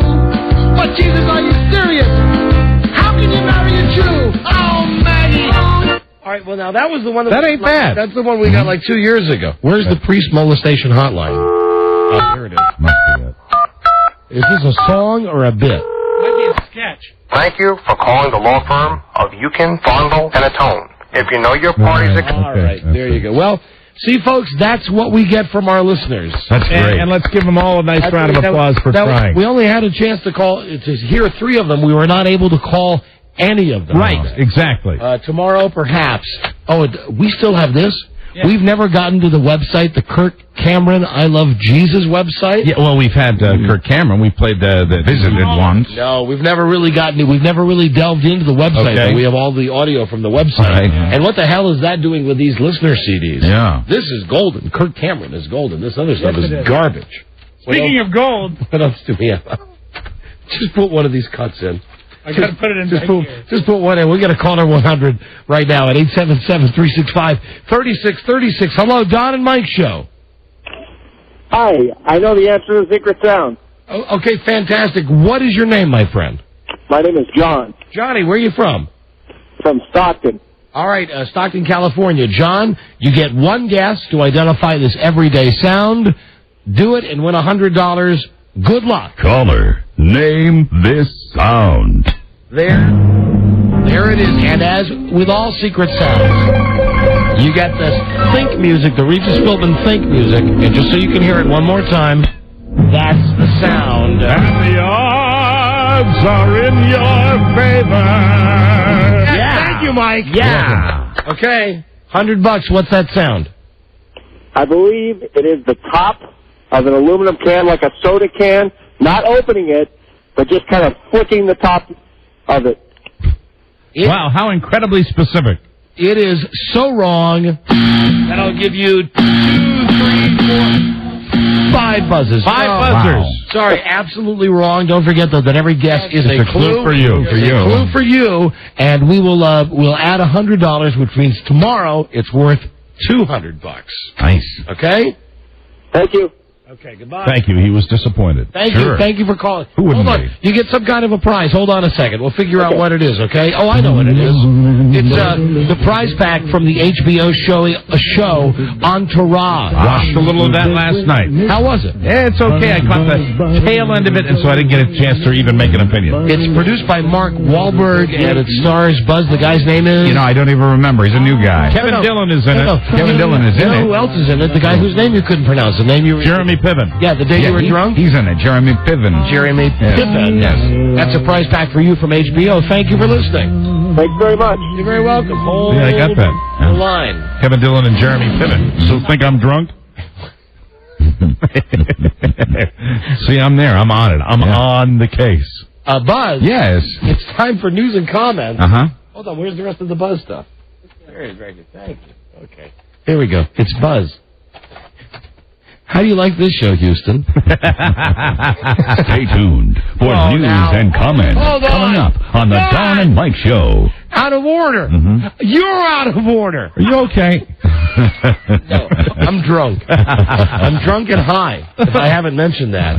Buzz! Yes. In a world where owning a radio was strictly forbidden, one man found a way to bring good news to his people. That's me. He made it up. And Rob, we're incredibly late, but Rob has one more snippet from a listener CD. Okay. Hello, Don and Mike. I'm here in Sacramento Studios, and we're here at the pre-press conference for the Stuntman Award Show for 2004. We've never even heard this tape. Wow, true. Pretty soon, we'll be interviewing Dennis Hopper, Conor Electra,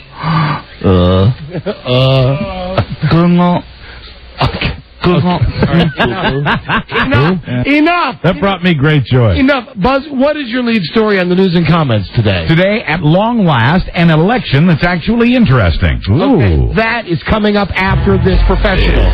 It's the Don and Mike Show. Sorry, Mike, we're running late.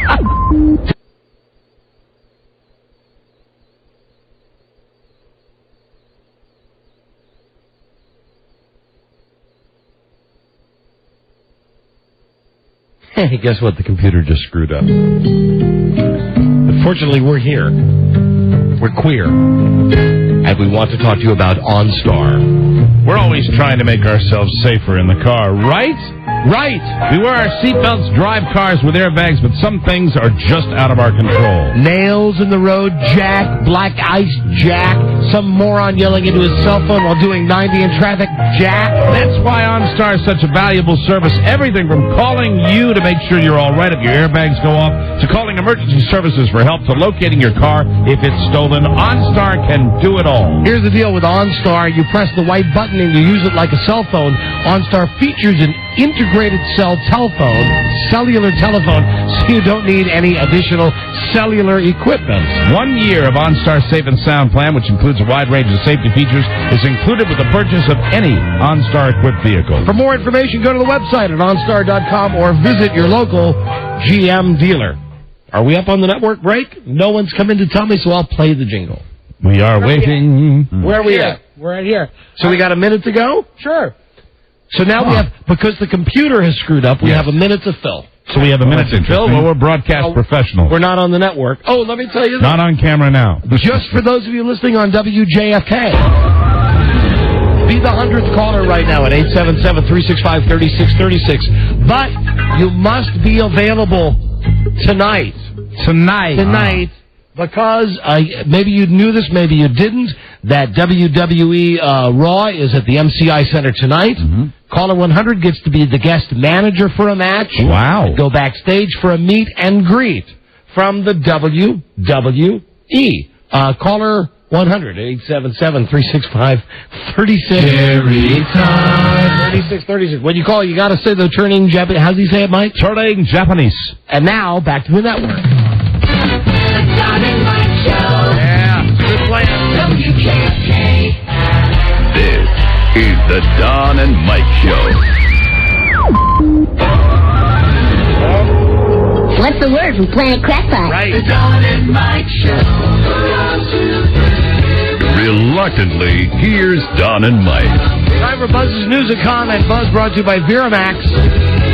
World's #1 sexual performance and pleasure enhancer. Viramax, #1. Someone call for a doctor? It really works. Doctor developed, clinically tested.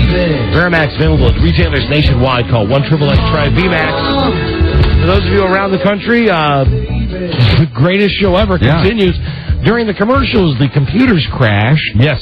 Which meant that we had like a minute to fill. Yeah, we lost the spot. There was no commercial to play. Yeah, we've got a new studio in here with new equipment and new technological advances. Like we have an old studio with old equipment that they're trying to make look new. Right. But they're trying to bring us into the last century. Yes, and it's really like putting a navigation system into a covered wagon. So caller number 100 now has to be from D.C. Turn your radio down, please. What is your name? Pardon me? Hello? Yes, hello. Would you put your mommy on the phone? The guy put the mommy on the phone? Who is this? This is me. This is Paula. Paula, who was that was just on the phone? Oh, that was my son. Oh, that was your son. He's dialing for me. Now, would you be willing to take your son to WWE tonight? Yeah. Would you or your son like to be the manager for one of the matches?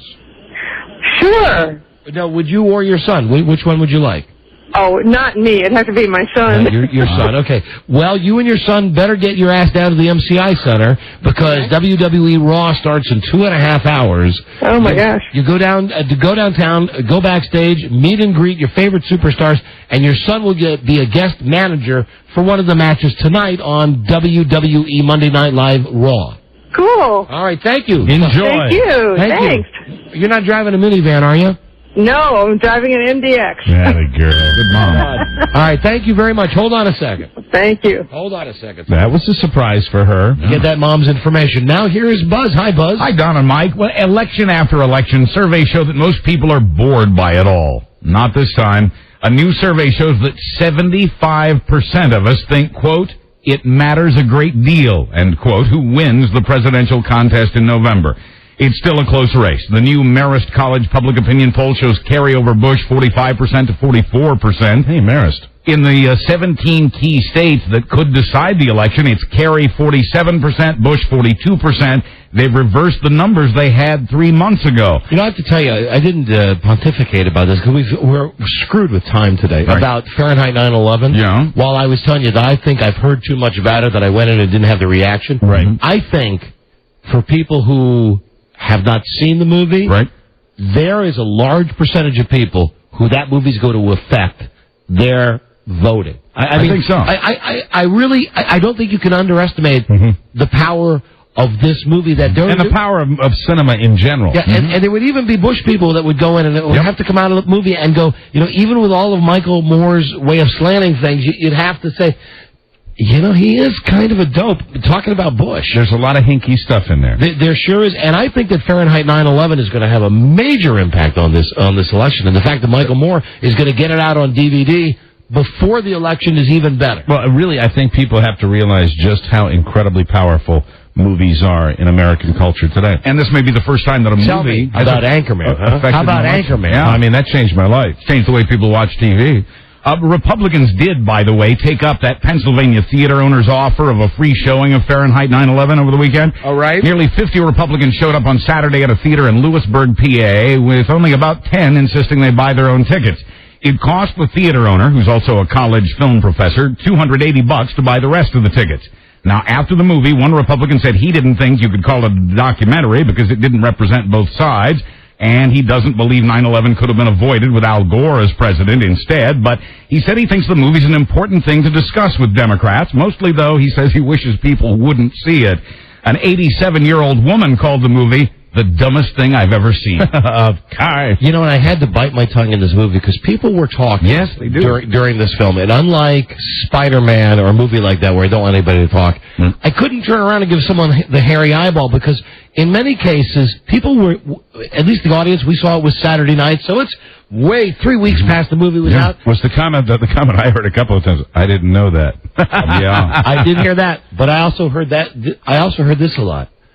Oh, that has to be fake. I mean, really. And I'm talking about some of the footage of Bush where he's just sitting there looking squirrely with his eyes going back and forth. Here's one question I have here, because really when I went in, I was thinking about one thing. I had read, and it was kind of spin coming from some of the spinmeisters, that the movie slams the troops, and I didn't think it did anything of the kind. Did you come away from the movie thinking, especially at the very end, I think he kind of honors the troops. I think that he put a good representative sample of both sides of our guys that are over there. Absolutely. There are the guys that are there, hey, it's a killing machine, and this is war, is all that. And that's normal. And I think he did a very good job of balancing it as well with guys that say, I don't know why we're over here. And he made the point again, immorality breeds immorality, so he was kind of even defending the poorly behaved troops in that event. You know, the one thing that I didn't get, though, and I mentioned this to Mike Boy, I got to be brief. Robbie, give me 30 seconds on the clock. 30 seconds. Ready? Okay? I'll start when you start. Okay.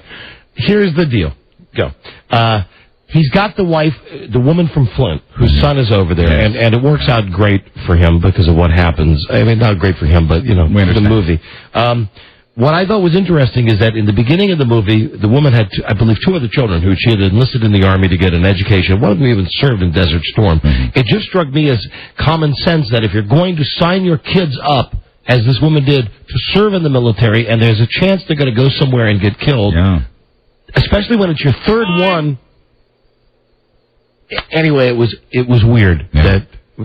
She had a change of heart that it actually happened. Yeah, she did. And you just remember, the only thing I take issue with it, you said that when you're going to sign your kids up, she doesn't have anything to do with signing them up. No, but if you remember the movie, she said to her kids, I can't afford to put you through college. Right. I asked, no, you're right. She didn't sign really them not, you know, ultimately it's not her call, but she did position it like, I mean, it was an economic thing more than anything And I else. feel for the woman. I'm not saying that there was anything wrong with the woman. I just thought I would like Michael Moore to have balanced that out in the end.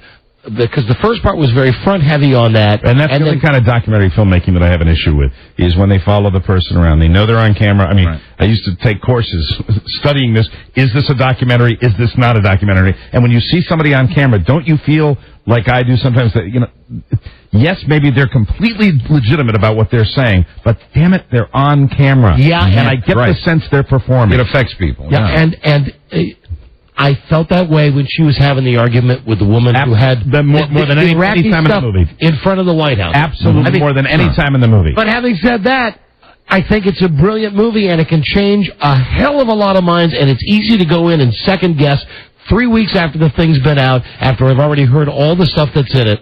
It's still a pretty amazing movie. I think it's a good movie to see for everybody. I mean, it makes you think. Absolutely. Political fever already running high in Oklahoma, where a man running for county commissioner suspected that somebody was stealing his campaign signs. So he staked out his signs with a video camera. He put on a camouflage Just like clothing.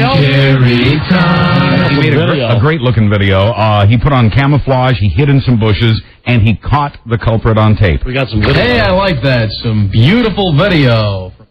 Turned out to be his latest disc entitled Tom Monroe on a New Wavelength. And that's a pretty thing called Turning Japanese.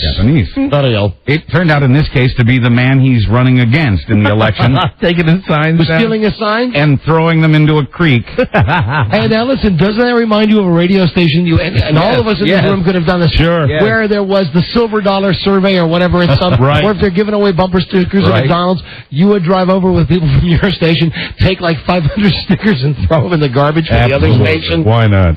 The opponent has now apologized, with the victim asking, what kind of example is this for children? The sheriff says he chuckles every time he looks at the videotape. Me so sorry. This is That's all awful right. clock management. No, It's we're doing like fine. Like the 2-minute drill, and we're still on the 10-yard line. We have to do more of these goddamn fabulous commercials. Yay! Be right back. This is the Don and Mike Show. Gosh, I hate to interrupt.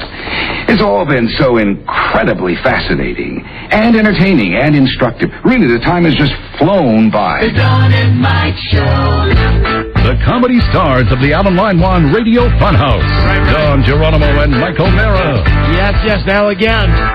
With the news and comments, here's Buzz Girdley. Hi, Buzz. Hi, Don and Mike. California Governor and former bodybuilder Arnold Schwarzenegger is not backing down from calling the state's lawmakers girly men. I say to everyone here today and to all Californians, my oath and you. Now, you want to talk about feeling bad about being a Democrat. And I'm going to make the decision tomorrow on the show, but I'm going to go back that way. Did you see the tape of him saying that thing, the girly man thing? He called them girly men? Yes. Now, the Democratic response, rather than simply say, he's a retard. You're a moron, right? That would have been good. They say, it's homophobic, and they want an apology. Oh, please. That hyphenated word, girly men, gained popularity in the 80s during Saturday Night Live skits about bodybuilders with Austrian accents. You're such a girly man. Hey, Robbie, don't we have a Hans and Franz tape somewhere from a long time ago? From the White House Easter egg roll. Right. Yeah. Well, now, Arnold has turned that expression around to use against lawmakers who have not okayed his new budget. A vote on the budget is already 17 days overdue.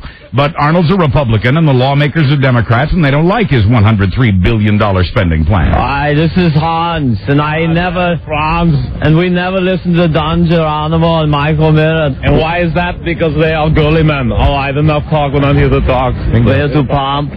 You are. We should sue them. That's where it came from. It's homophobic. That is homophobic. Quoting from his career action movies, Arnold is telling voters to terminate the lawmakers who don't quickly get on board with the budget. That's all he could do is Never use gonna let that go. catchphrases from his movies. Cherry time. And now your homeland insecurity update. In San Francisco, a traffic cop assigned to the airport has been caught using the security cameras to ogle women. He took over control of the cameras to get close-ups of his favorite parts of the female form. There are lots of witnesses to this. He could be fired. The 25-year veteran traffic cop is facing internal charges now. I'm picturing that. After complaints from the airport workers who've now gone back to using the cameras, for security. I don't know myself. I was bored to tears. I was bored to tears. And I should have a shout out for Wendell, who is our engineer, who is really, I know we kid him and he overreacts all the time. A very sweet guy. Good heart. A very good heart. And he's even now better when I'm online about not surprising me, because he has a weird screen name, and it always comes up, and I always type in right away, who the hell is this? Yes. Well, last night it just happened to be, I guess, Wendell's prime time. Right. It was like, 9:40, almost 10 o'clock Sunday night, and I get a thing that comes up, and right away, I'll give him some credit, though, because, Rob, I don't... Well, on my part, it was true. Perhaps it was working both ways. Anyway, the instant message comes up, and I see from whatever the moniker is, and I'm like, who the hell is... At least now he writes, hey, it's me, Wendell. Right. We had a nice chat last night about how screwed up the studio was, so I just wanted to throw some love Wendell Hall's way. Yeah. Did he mention the part where he's typing this in the front seat of his car outside your window? He did not. But you don't know it's me. He can do that. Finally, a guy in Tennessee spent his 23rd birthday in jail after police found him early Sunday morning running around nude after stealing a box of snacks from a swimming pool concession stand.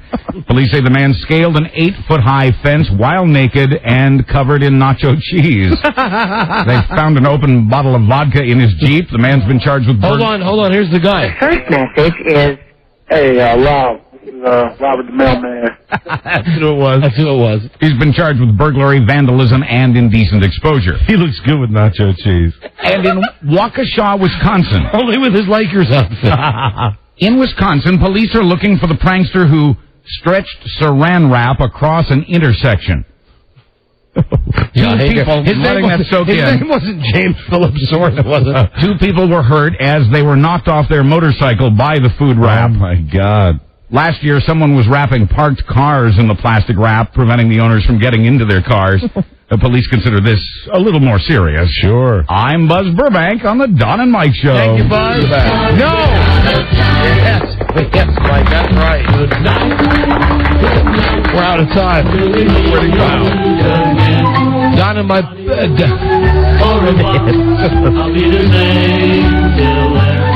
The Don and Bipolar Show. Oh, stop it. I'm kidding because I love. We'll be back tomorrow with the all-new episode. We'll find out how Mike did on his fast. Yeah, I'm getting bored with it already. Seriously, I don't think I'm making it to dinner. Tomorrow. I'm stopping at McDonald's. Tomorrow, the guy in Sacramento with the restaurant for bald people. Yes. Also, the lady who's had 48 different cosmetic surgeries. 48 procedures done. On ABC's Home Makeover, and missing somebody. The guy, Republican guy. Yeah, right. Republican guy. Right, the guy that wants me to remain a Republican. Tomorrow you reveal your party affiliation. All of that on tomorrow's episode. That's it. We'll see ya. Thank you for listening. We will do a better job tomorrow. Yeah, maybe. Although today was good. Yeah, I thought today was fine. I love today. Mm-hmm. It's fine. Good day to you, sir. Good day to you, sir. Good day to you. You know, you're a dirty birdie, Mike. Good day to you, sir. I mean that only in the nicest possible way. I don't mean that in the misery way. I just mean you're an oogie, dirty person. Thank you very much. And you. I need saran wrap. And We're not friends. I need nacho cheese. Don't forget, we're not friends. You didn't like Anchorman. We're not friends. My heart. Oh. Okay. Eat the big chunks. Eat a lot. Till we meet again, this is Sammy Davis Jr. saying, be kind, be nice, and I hope the next performer has the pleasure of having as nice an audience as you've been tonight. And let me leave you swinging.